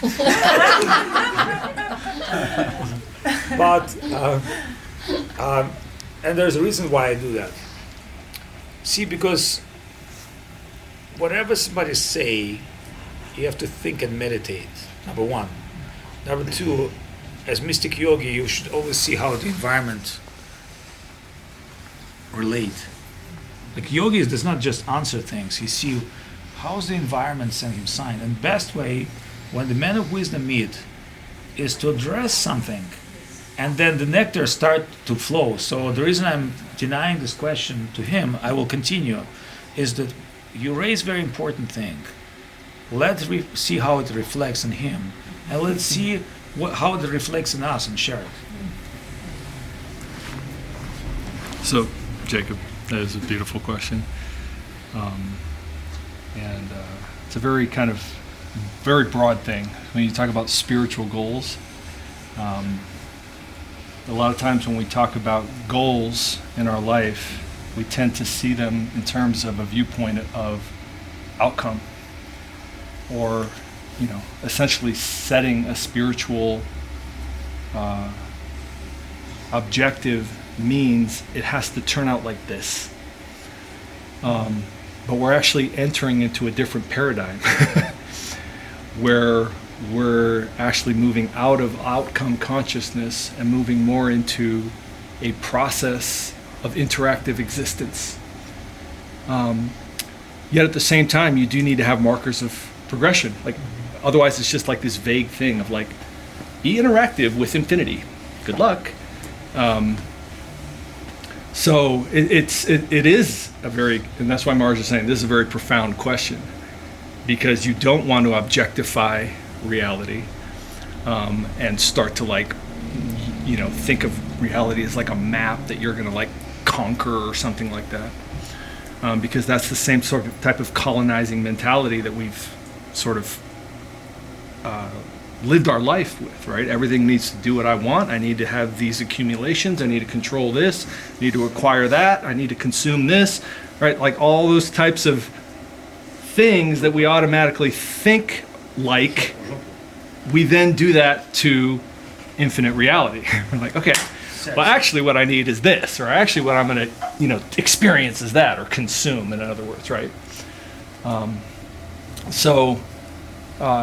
It's a minefield, and the safe progression in that minefield is to start to recognize that there's something profoundly different happening. One of the other conditionings we have is we think geographically. We just can't help it. We think of the spiritual world being over there, and I'm over here, and I need to go from over here to over there, and Jupiter's right here. I think when I hit Jupiter, I maybe need to take a right or something, and like, you know what I mean? Like, we just think of it in this very spatial way, and we think of literal like motion, which needs to have markers along it, right? We map it out. So we have this sort of objectifying mentality, and we have this sort of spatial geographic mentality that we apply to spiritual life. We're so conditioned to it that it's very difficult to move out of that. But the actual truth is, we are surrounded by spiritual reality. There is nothing that exists outside of spiritual reality. And the plane of perception that we're in is simply a plane within an infinite number of planes in an infinite solid. So we have to now see that if we're a being that is in a particular state of conditioning, and we hold within our heart the ideal of this profound soul connection and entering into the adventure and experience of love with reality, which is a very, very high goal. Even to like hear that goal is like a very successful lifetime, honestly. We understand that if that's the situation, if I'm the one sitting there surrounded by that, the goals need to be within me. And that's the safe way. The safe way is not that I'm going on a quest to possess something else. I'm on a quest to refine myself so that I can enter into that relationship. And that's why there's a natural humility in any type of person who is progressed in a spiritual path. And even the type of person that Maharaj was saying, he's like, he met this guy, and this guy's saying, oh yeah, I've practiced this, I have something, but my teacher is more. Right?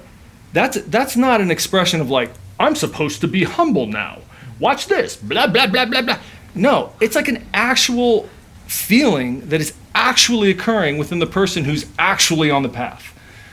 And you'll see this profound humility of someone who's actually entered into the real arena. And anyone who's becoming expert in anything is going to feel like that. An expert violinist, they're going to be like, woo, woo, woo, and you're going to be like crying. And then you ask them how they did, and they're like, ooh, man, I really screwed up that one part. And you're like, what are you talking about? But they're examining themselves in this quest for this ineffable, almost ineffable thing, this perfection of existence that they're moving toward, and seeing the barriers within themselves.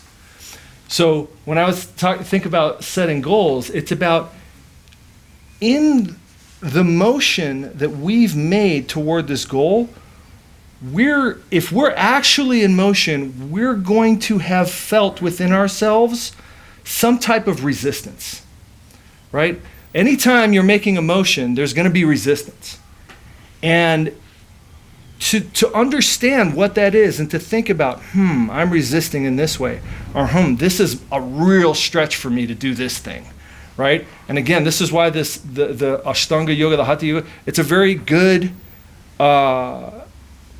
metaphor for this spiritual thing, because you're going to be put in a particular posture and you can feel the resistance. You're like, oh my God, I just cannot do that, right? And so, like, as you move forward into this quest for love, you're going to start to understand different resistances within our own ego. Maybe I have a problem with anger. Maybe I have a problem with greed. Maybe I have a problem with other people that are around me. Maybe I have a problem with my circumstance. Maybe I have a problem with bitterness. Maybe I can't even understand. I just wake up every morning bitter, right? Like, whatever that is, like, you can start to perceive with some maybe the high goal of honesty to look inside ourselves and to really start to see what is our hindrance. And it becomes profoundly personal. There are some general practices that are given, but ultimately the motion has to become profoundly personal. There's this, the 6 limbs of surrender, right? Bhakti anukula matro takarjera sukar bhakti pratikula bhav arjanangikar. Saying, what is within you that is counter to bhakti? That has to be worked out. What is within you that is helpful to bhakti? That has to be fed, right? And the reason why it's said in this very vague way is because it's totally different for every person. And then there's some sort of universal things that are helpful for all of us. What is the first word? Dainya, humility. Well, humility just means that you actually are able to take an honest look at yourself and stop this like automatic narrative of anytime anything goes wrong, you're like this amazing ninja of just like, that wasn't my fault. You know what I mean? It's just like, whatever it is, it's just like, that was your fault, and that was that fault, and that was Trump's fault, and that was Biden's fault, and that was, like whatever it is, like this whole thing where we're just like instantaneously shifting the problem from ourselves to someone else. Stop doing that. Right? See what is contained within this jewel of progression that's contained within this circumstance, and kind of pause and let it work and find something. Atmani Vedana means self-giving. That's a very profound idea. What is this thing that you consider to be yourself right now? And how are you going to get through this circumstance that you're in? Well, progression means, Guru Maharaj would use the example of a swimmer. A swimmer is reaching out for something new and pushing something away. Some part of us is going to get let go, and another wonderful new thing is going to be pulled in. And that, you can say, is Atmani Vedana, this sort of giving up of things that are no longer useful to you. Let it go and pull in something wonderful and new. That's a profound idea. I mean, the fact that that's like expressed in words, Atmani Vedana, it's like a wonderful thing. Somebody said that and captured it in a sound. Gopri Vivarana, etc. But that's what I would say just to start out, is like anyone in motion toward anything is going to be able to identify within themselves something that is resisting, something that is not beneficial, something that is getting in their way. The goals are around working on those things. And joyfully, not in a way that's, like in this sort of depressed mode of like, self-flagellation or something like that. But in this like, maybe that's time to let go. And taking not for anybody else, but for yourself, responsibility for building the person who you want to be. And in that mode, association becomes super valuable. Again, when Mars was talking about guru in the beginning, this is not an artificial thing where it's just like, go get you a guru, quick. It's like, it's a super natural progression of someone who's actually in motion. You're going to seek that person who can help you move. And that person's going to come to you. Because remember, the reality is not dead. Reality is alive. So your intention, your desire for that motion is known and reciprocated. And that's guru. That's the principle. Really good start. We almost took off the ground. But there's a long flight. And why it's long flight? Because it's a constant self-reflecting process. It's not like you realize something today and this is it. You got it. It's on your book, it's on your list, you marked. No, it's the constant application. Examining everything coming to your life, examining everything you do, examining everything you say. So in Mahabharata, there's one quite interesting part. Now listen, this is for you, very important for two of you, and for everybody else. So the two characters, Yudhishthira and Draupadi, kicked out of kingdom. They've lost kingdom, like they're the empires of the world. They've lost everything. It's Aranya Parva. They're sitting in the forest with nothing. They're in exile for 12 years. They're supposed to disappear. And she's super charismatic queen, women, and he's the future empire of the world. And they talk about anger. Now, what Yudhishthira say is very important. Anger can destroy everything and can give you everything. You think, wow, anger can destroy everything and can give you everything. And he's explaining to her, if you control anger, it can give you everything. Like how many times you've lost when you say something horrible to people, relationships, upset people, just like being stupid, not controlling your tongue. And how many times when you just keep quiet, you did well, just by keeping quiet. And think of this, these are people who lost the kingdom, and they're great, and they express that bad mouth many times because of the truth. But because of the truth, they thought if I just express the truth to people, but I didn't do anything good. Because it says in scriptures, tell truth when it's beautiful. So you cannot say to somebody, oh, you're fat. That may discourage that person, or you can kill with words. Remember, the words are very important. And I thought, how did I screw my life numerous times when I just been using bad words and not being real thoughtful and offend people for no reason. Even they were kind of guilty, but just what he said, don't try to reflect at others. Okay, you can make a statements, but you don't have to express that. Try to adjust yourself, because Guru Maharaj said religion is proper adjustment. You take position with the truth. Like, don't care about everybody else, the Joe Biden or Donald Trump or most people. I'm not saying don't look at politics. I'm just saying is like adjust yourself. The only person who can change is yourself. And you can change your understanding of reality. If you change your understanding of reality, you'll be doing fine. So when you say, where is that limit? It's a very tricky thing. It's almost like balancing on the rope. When you're walking on the rope, you have to balance. So not to attach, not to renounce, not too smart, not too stupid, to keep the balance. But remember, it's not just about being on the rope, it's just to cross this deep hole of material existence, because the rope is very thin. Don't think like, oh, I can do any kind of spiritual path, I'll be successful. Oh, I'll meet all the guru, I've learned from everybody. Like it's not like this. It works. Find the path. Remember, you're walking very narrow rope. You're balancing between life and death, but you have to move forward towards your goal. And that's what the spiritual life is. So if you tell me like, how do you walk on rope? even if I can show you, you have to do it your own thing. So that means like associate with others, but do your own thing. Like don't think as I can walk your rope or like he can do it.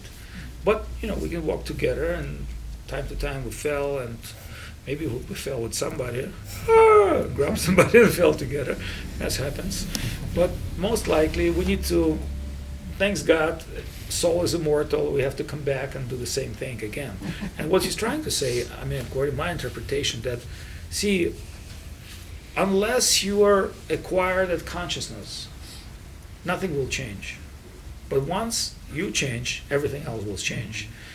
So it's not about outer destination, it's inner destination, it's inner journey. The outer journey, yes, you may go to India, you may go to program like you made it today.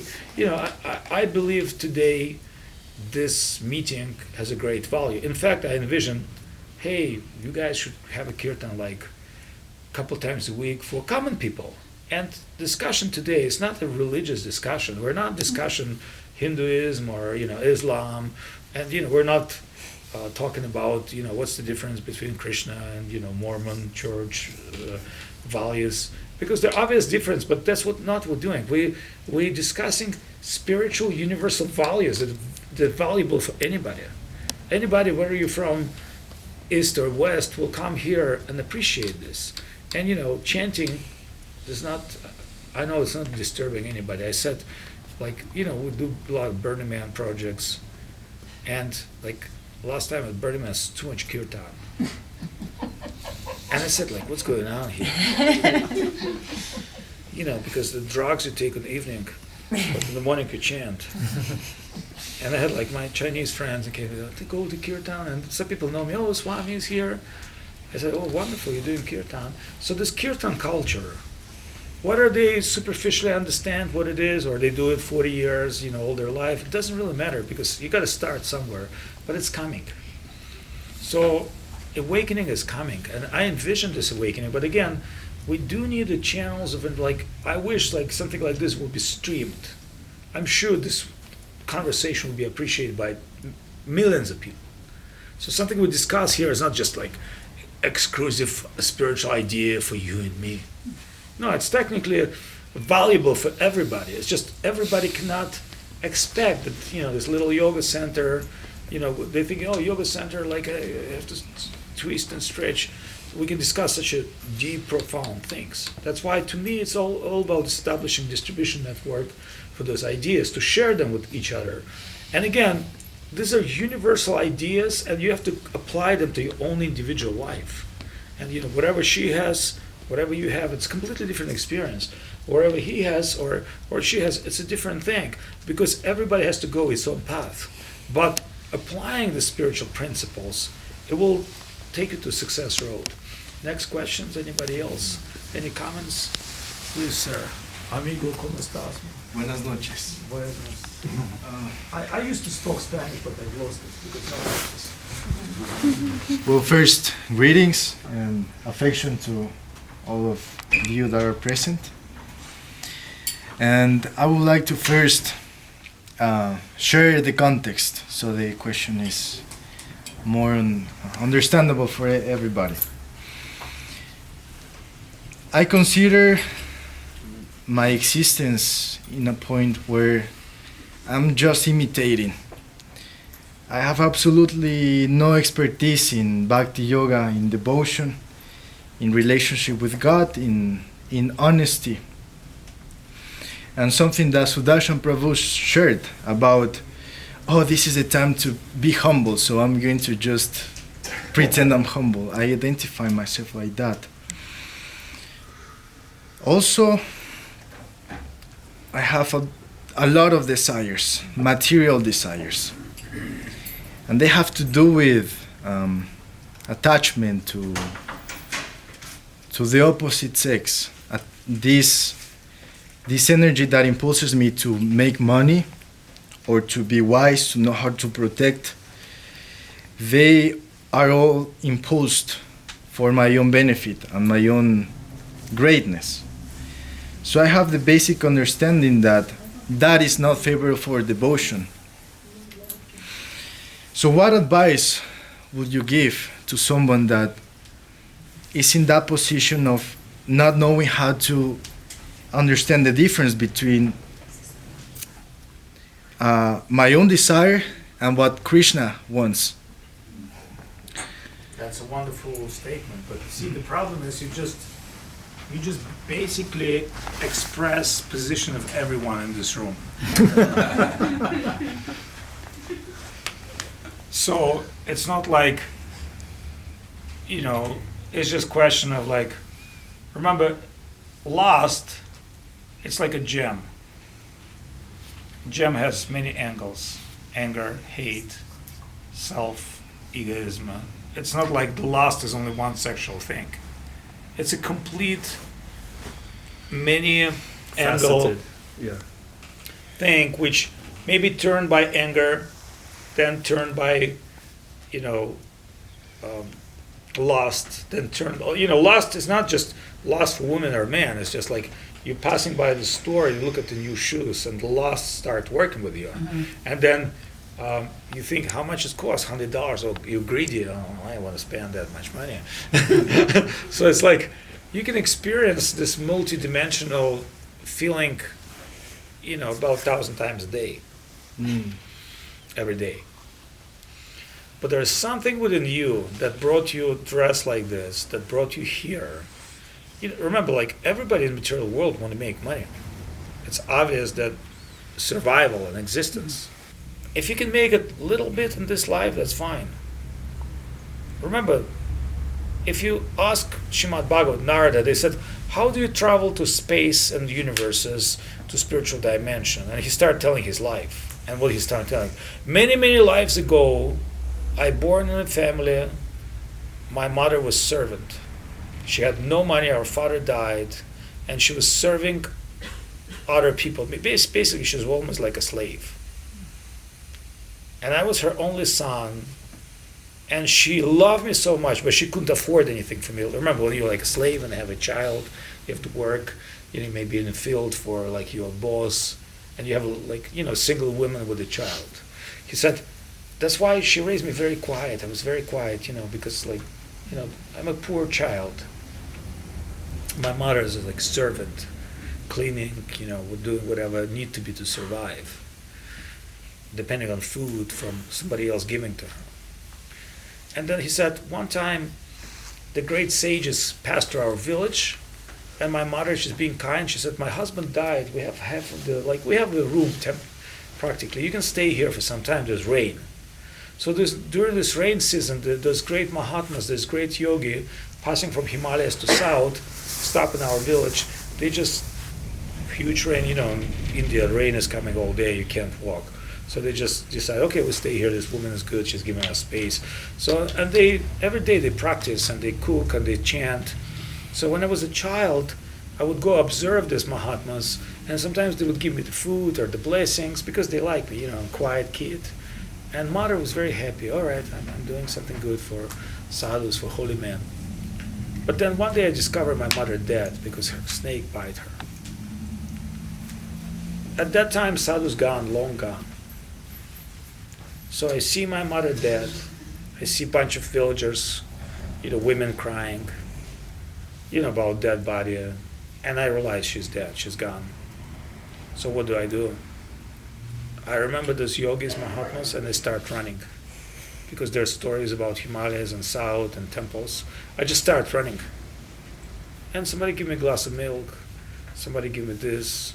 So I was a little child. I came to one ashram. They teach me one thing. I came to another ashram. They teach me another thing. I came to another ashram. They teach me another thing. And here I am after like 30, 40 years. I'm a hardcore yogi. No attachment. I had great teachers. Now I'm in the cave. I conquer thirst. I conquer air. I conquer everything. Now I go to deep level of meditation to see Vishnu in my heart. That's called Kevala Kumbhaka. Like Samadhi. Samadhi means not just non-existent. It's like you see the Vishnu. It's like this, prahara. So you're like, and at that moment you leave your body. if it means to be. So when you explain mystic yoga, it's not about exercise. It's about be ready to die, face God face to face. So I'm in this cave. I'm just about, and through my hardcore practice, eventually I see Vishnu. And he's so beautiful, he's so charming. And he started talking to me. And he tells me a very interesting thing. In this life, you'll see me only a moment. And I want to intuitively ask why. But he knows my question. He said, therefore you continue to search for me your next lives.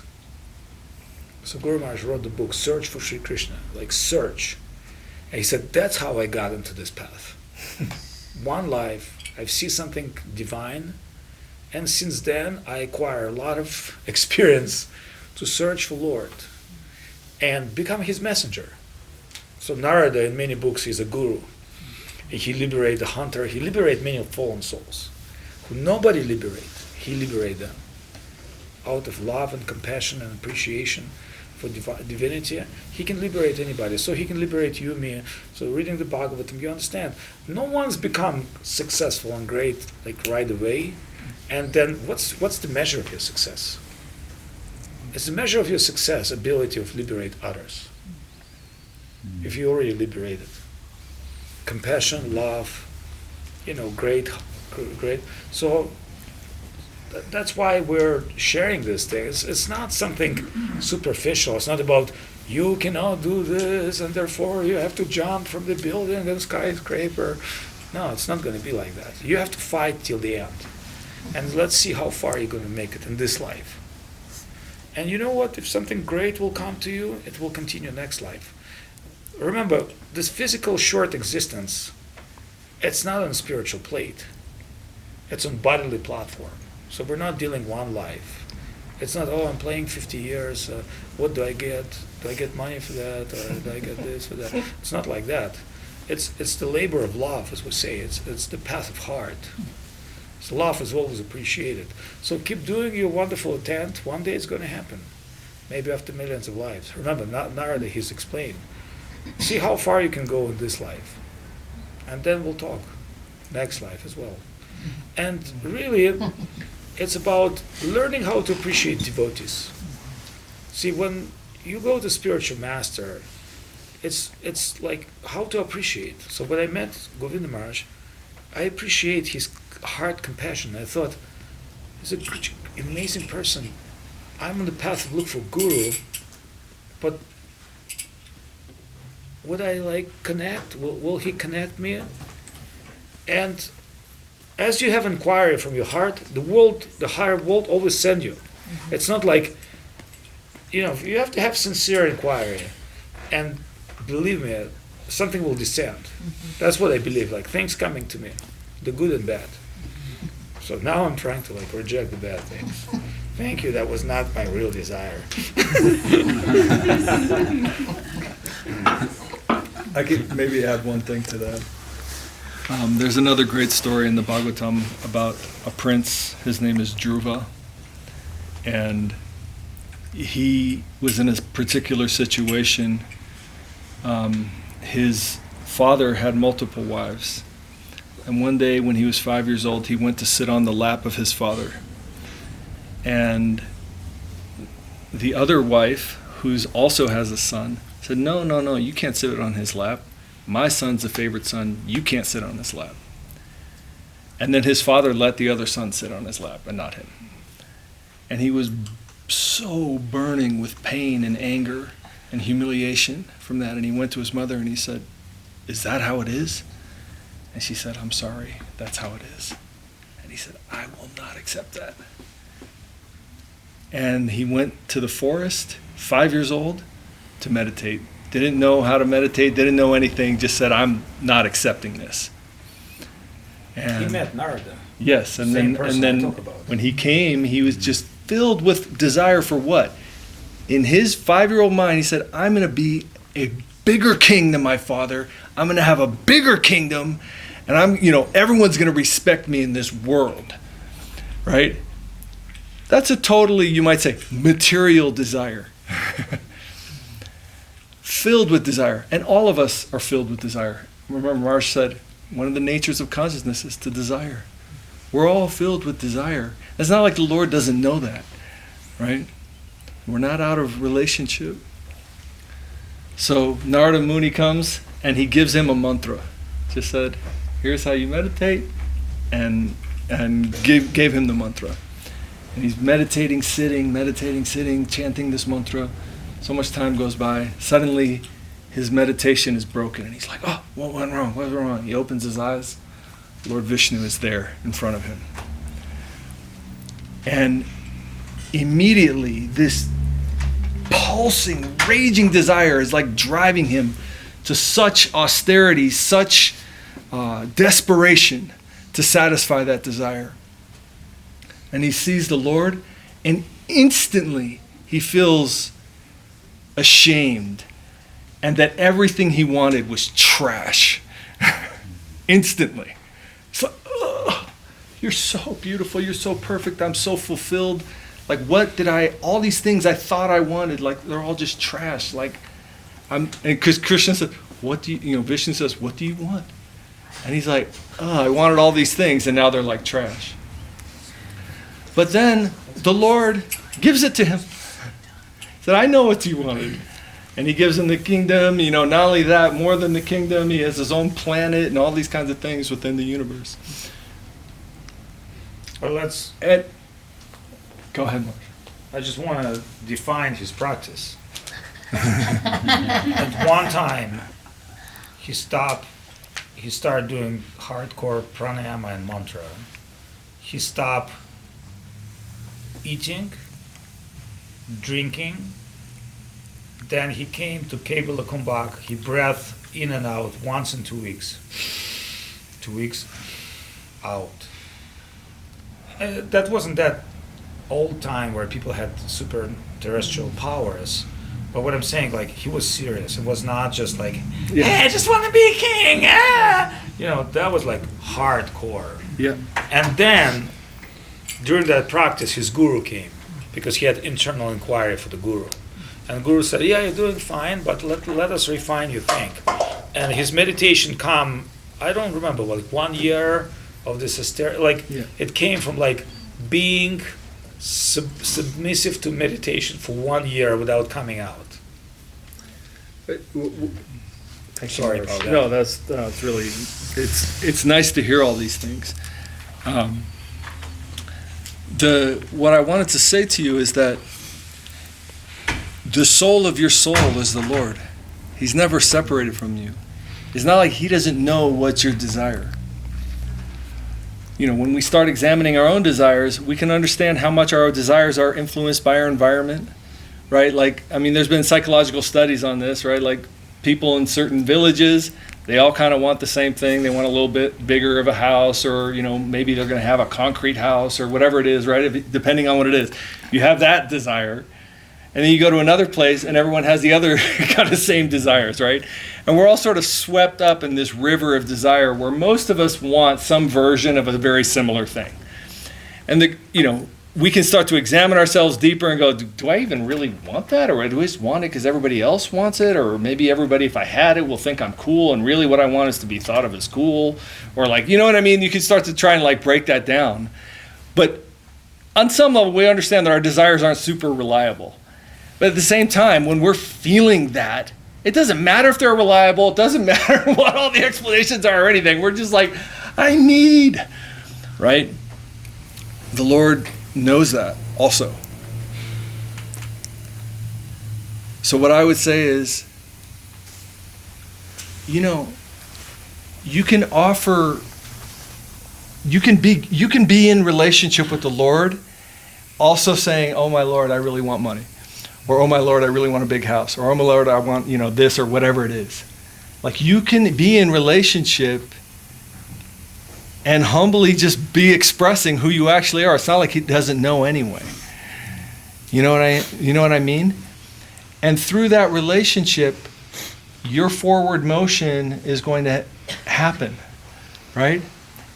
It's just being honest and authentic in your in your life, but not leading a life that says, oh, I want to be rich, therefore I'm going to cut God out until I'm rich. You know what I mean? It's like, once I get rich, then I'll kind of come back to my yoga. No, it's like you have to practice your yoga now, always. And even if you're in a state that's undeveloped, and there's a part of you that knows, oh my God, I'm just swamped with all these desires, you still try to practice your yoga. Now and always. And offering yourself. How much time we have? Are we okay? We have about 30 minutes of. Do we have like have prasadam? prasadam. Yeah, I think Marish is. Yeah, but, So we can serve prasadam. yeah, but we can end up with kirtan. But my point is, like, if anybody has something he wants to ask or express, we can try to answer very short way.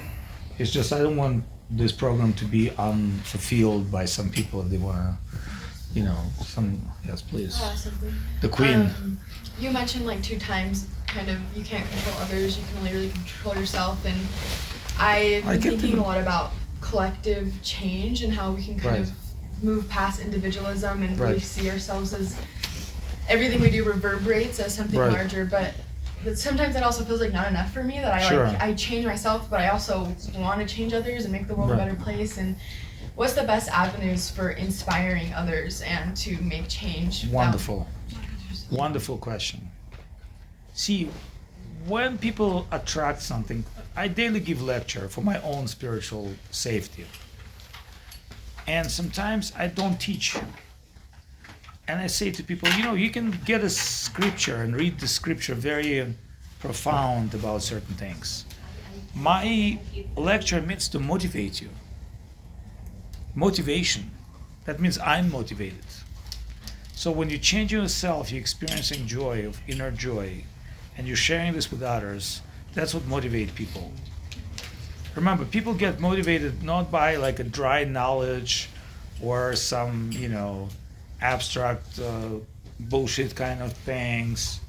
They be motivated by you, how you change, what person you are, what's your heart. Remember, the great leader is somebody who can sacrifice.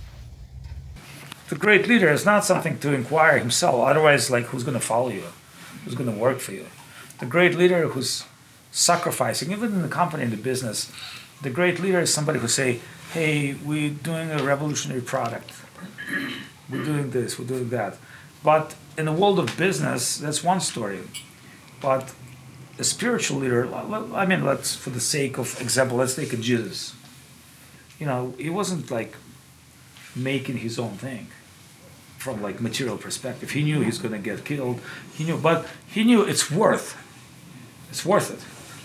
So he was like beyond his physical existence, and he didn't do much teachings. Like Jesus, like he spoke few things, but see how many people got inspired by him. All right, we know most religions just propaganda for controlling people, but still they have to propagate some kind of a truth. Like you can't just propagate total bullshit. It has to be some character, some person. So think of this: the person who didn't say a lot spiritual things, very vague spiritual teachings.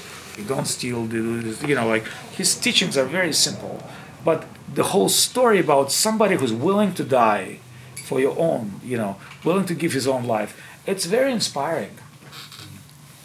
In Vedas, we find many people like Jesus. So once I was in South India, in Kerala, and some people came to me and said, why are you wearing saffron dress? I said, why are you wearing cross? I said, because I'm a Christian. I said, why are you a Christian? You're Indian. Because Jesus Christ died for me. I said, well, what about all the great heroes of Mahabharata? And I start telling them, great sages and great people. And this Indian started crying, please come to my shop. Tell this with my friends. I said, yeah, why? Because if you really explore your own culture, it's all about sacrifice. Like I'm talking about this king and queen talking about anger. These people sacrifice. You cannot believe, if you read Mahabharata, like you love these people. Like if you read Mahabharata, you understand what's real women. And you know how definition of real woman? Anybody knows definition of real women? Anybody has an idea? Because no women knows this, but if I tell you, it's gonna freak you out. You know what definition of real woman? Just anybody. A chaste woman? Sorry. That's probably Yeah, chaste for sure. Sorry. If woman's not chaste, she's not a woman. A woman is okay. Well, a woman in itself, of course, is an adult girl, but also it takes on different responsibilities that I feel like women are naturally better at. The definition of real women is tolerance. That's what it says in scriptures. Ability of tolerating. She always tolerates husband, child, circumstance, condition. The more she tolerates, the stronger she becomes. So this queen said, if I would just tolerate a bunch of assholes, I'm sorry, we would be much better off. They're bad people, but she said, if I could tolerate them. See, my problem is I was sticking to truth too much. And I could not tolerate certain people, and they cause us more trouble. But if I just could tolerate them, tell them thank you very much, and go on my way, bad things may not happen to our kingdom, because eventually, by following the truth, we've got a lot of enemies. Remember, it's not like you're great people and everybody loves you. The greater you are, the more enemies you have. Do you know why? It's just people can't stand you. They can't stand your success. They don't like your success because you're successful. So don't think like successful, honest, clear person will not get resistance in this world. You get a lot of resistance just for you to be leadership. So don't think like everybody loves me. No, everybody hates you. Even if you do something amazing. And they just hate you for doing something amazing because they do nothing. So if you learn how to accept this hate, that's also part of being leadership. Do you understand what it is? Because that's not for your ego. You have to put down your ego and put your purpose higher than your ego. Your purpose has to be much higher than yourself. Because yourself is temporary, and their purpose is eternal. That's why you can sacrifice. So it's worth sacrificing one girl for the higher purpose. And if you think, I'm that one little girl that can be sacrificed, even my ego, for the higher purpose that I do, then you can be a good leader. There's David Icke, the conspiracy guy. He tells I've been speaking about this whole world for 40 years, and people humiliate me, made me like a dumb, joke on me, and specifically. I said, but I just continue. I felt in my heart, I have to express certain things to people and make them aware. And he's a spiritual guy, but even on his own level, think of this, the whole communism was a big delusion, and people were against that. But they've been humiliated, prosecuted, but still they continue, even give up their life, just for the ideas and ideal. There was one film about one Christian guy during the Nazi. He and his wife lived in some German mountains, and then they tried to send everybody to war. And Nazis, they tried to propagate this is sacred, divine war. And this guy said, no, this is bullshit. And he said this publicly. So they came to him and they said, oh, you have to take your words back publicly. And he said, no. So eventually they beheaded him by guillotine. And all they asked him, just change your opinion. Publicly admit. And he said, by changing my opinion, I will change my life. And I cannot change myself from what I am. I cannot go down. So he accepted being beheaded. And, 40 years after, there's a film about him. Nobody thought he's a noble guy, but he just stand for his belief by his life. Although he could say, well, at a certain point, I have to do everything to survive, so I harmonize. So this person had something higher than himself in mind and suffer for the truth. That's one of the definition of good leader. And I may not work today, but how do we know Socrates? He was prosecuted and killed by his own people. And he accepted. It's quite interesting. I've read Socrates when I was 40. I was in a hospital, Ayurvedic hospital. I had 2 weeks, so I read it whole Socrates. And I remember him like everything. So it's quite amazing conversation when before he has to drink the poison, all his disciples coming to meet him. And he said, okay, guys, so how much time we have before execution? 2 hours. Okay, let's talk about immortality of the soul. And everybody's crying. And his wife said, you're dying for nothing. And he said, so you want me to die for something? He's still making joke with his wife. And he's still talking about, and he said, look, if afterworld exist, there must be all those great philosophers there. I'm going to meet them. If afterworld does not exist, I go to sleep every day. Like he's talking about immortality of soul 2 hours before execution, and people crying, and he's trying to warn them, like, you should not cry because you're also going to die. And you're not going to die today, you're going to die tomorrow. But, get real. It's not how you're going to die. The dying is not a fact. It's like what stage of mind you're dying in. So the guy is speaking before his execution, and very profound, very deep, and that's why he's a hero. Because as Srila Sridhar said, he defeated death by establishing the immortality and higher purpose of life, the soul, Atmagyan. He didn't talk about Krishna. It was like too primitive. He could go deeper. I'm sure he went much deeper after life. But at least he's explained intrinsic spiritual position of the soul. That was his achievement. And after thousands of years, we read his books, we know he exists, and he's giving the light to the future. So that's what means being somebody. He didn't even want to be leader. Like if you talk to him, he's like, I'm an old guy. And he had many things wrong. He married very late, he had children, he couldn't support his family, he was a philosopher. Like he wasn't like perfect guy from material point of view. He's like his children were 8 and 10 when he was in 70s. And he was prosecuted. So he probably got children about, late 50s or 60s. Means at that time people live longer, maybe like up to 90 or 100. But what I'm saying is like his life was not perfect from beginning to the end. He was kind of a loser, but he was an amazing loser. Who want to join the club, Amazing Losers?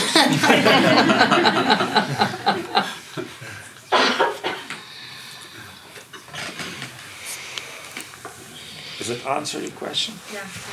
Thank you. Thank you for raising this question. It's very important. Okay, guys, so let's end up with a little kirtan. So you want to chant for Krishna? Who's saying Harinama Krishna? Yes. I have a question. Yeah. I want to know more about that Om mantra we chant in the beginning. What do you mean by all colors, which means what? Wonderful, but let's do this. Let's finish the Hare Krishna mantra and then we'll talk to you personally because we have to set up the kitchen and throw everybody in the part of Kirtan. Hari Hare Nama Krishna Yadavaya Nama Hare Krishna Yadavaya Nama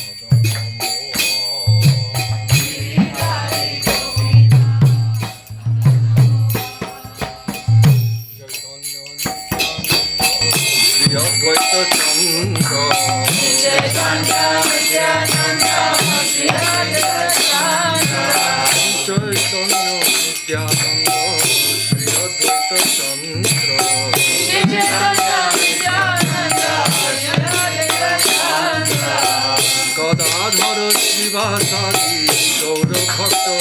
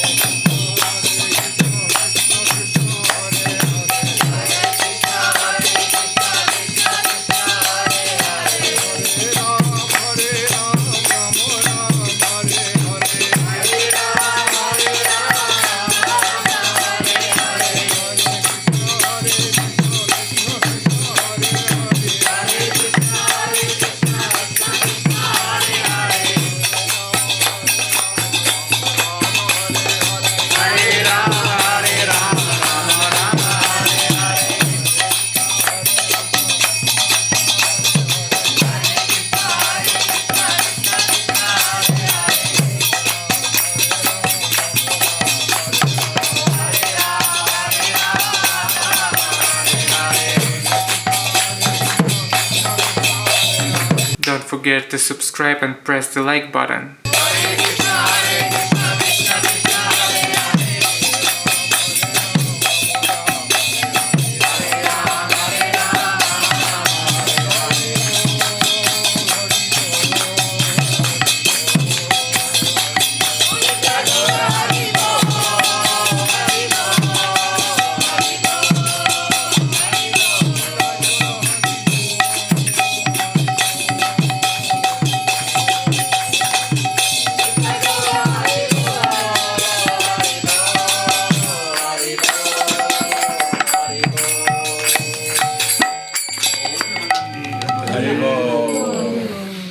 Harinama Sankirtan ki jai, Guru Maharaj ki jai, Guru Krishna ki jai, ki jai. So, as you see, time goes very quick when some beautiful things are, and when you're stuck in an elevator, time goes so slow. So time is a subjective thing. Time is God Himself, is Krishna.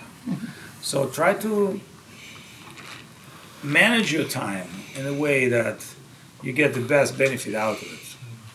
Otherwise, you can space out and interstellar and be, disconnect with reality without wheat and LSD, just by being lost in the time. So no drugs, nothing will, because people getting into illusion, and from one illusion to another, virtual world of drugs, world of ego, world of dreams. What really time is? It's an opportunity to connect with divinity. So take this opportunity, please, very seriously. Don't think this opportunity always, the portal is not open all the time. It's open when you're ready. So if you feel that, please participate in the Kirtan. It's not very difficult to chant Hare Krishna Maha Mantra, beautiful vegetarian prasadam, service, do some service, do something. Remember, we spoke today, giver is a receiver. In spiritual world, you have to become a giver. Give means receive. It's not like, I'm receiving this, and what else can you give me? What's on sale? What's on special? It doesn't work like this. Contribute your service, your heart, your energy, your dedication. Be part of a beautiful community. And, thanks God in Salt Lake, we have incredible, these guys are one of the best Kirtan players in the country. I'm telling you, I'm not joking. They know what they're doing. So I would love have weekly Kirtan program in Salt Lake City with family and friends, getting together and filling the space. And I'm sure it's for hundreds of, thousands of people. People love Kirtan. And it's not a religious thing. It's not a sectarian thing. It's just path of connect with heart by chanting these beautiful mantras. And that's what really, for Kali Yuga, the modern age, that's what it is. Food and music. But spiritual food and music of the soul. Not like this, and French fries and burgers. No, it's much deeper. But anyway, so let's do a little food. We've done little spiritual connection, little spiritual music. Anybody has any private questions, I'm happy to answer you. I'll be sitting here. The guys will serve prasadam if you want to know more about mantra. Remember what it says in yoga, to know about yoga is like to know about food and eat food, two different things. First you hear about food, but then you have to practice. If you really want to understand these things, you have to practice. It's like I cannot transmit you my experience without you accepting the practice. And accepting practice means find spiritual teacher, accept initiation, accept the mantra, and the mantra will bear the fruits after some time. And there are different stages. So if you want to know more about mantra, you have to practice. And that mantra has to descend through the heart of your light soul, into your soul, and in time it will reveal to you according to your sincerity. Not everybody gets the same revelation. Everybody get according to what they deserve. What you desire and you deserve, two different things.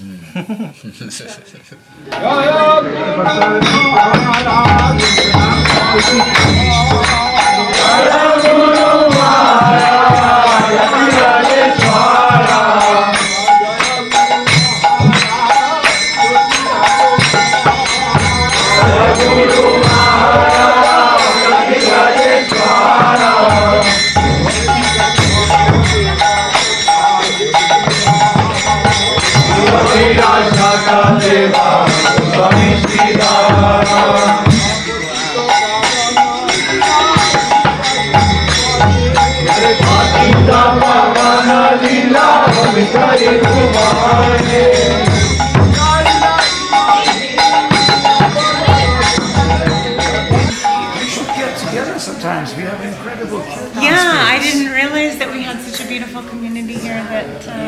Yeah, and these guys, like, they're been around for decades, so they're not just amateurs, they know so much. But I see their, like, night Kirtan. Oh, yeah. You know, not like at evening time, especially in days like Ekadashi. You know Ekadashi? No. These are special lunar days which give you super power, and that day yogi is normally fasting. Okay. It's a cycle, twice a month. So at that day, it's prescribed to be the most powerful to chant. So if you can do like evening kirtan, these days people fasting, maybe a little prasad, a little drink, but kirtan, wow, it's going to blow people's mind. Yeah. And these guys can do it. And, oh yeah. You know, and the point is, like, we just need to have little social media, you know. And look at these talks that we have. They're non-sectarian, they're non-religious, they're It was alright.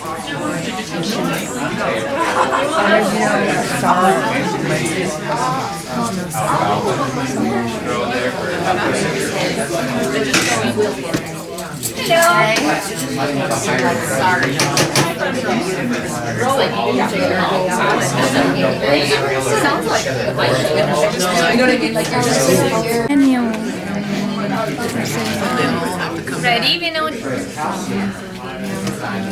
How hungry? More? Should I do more?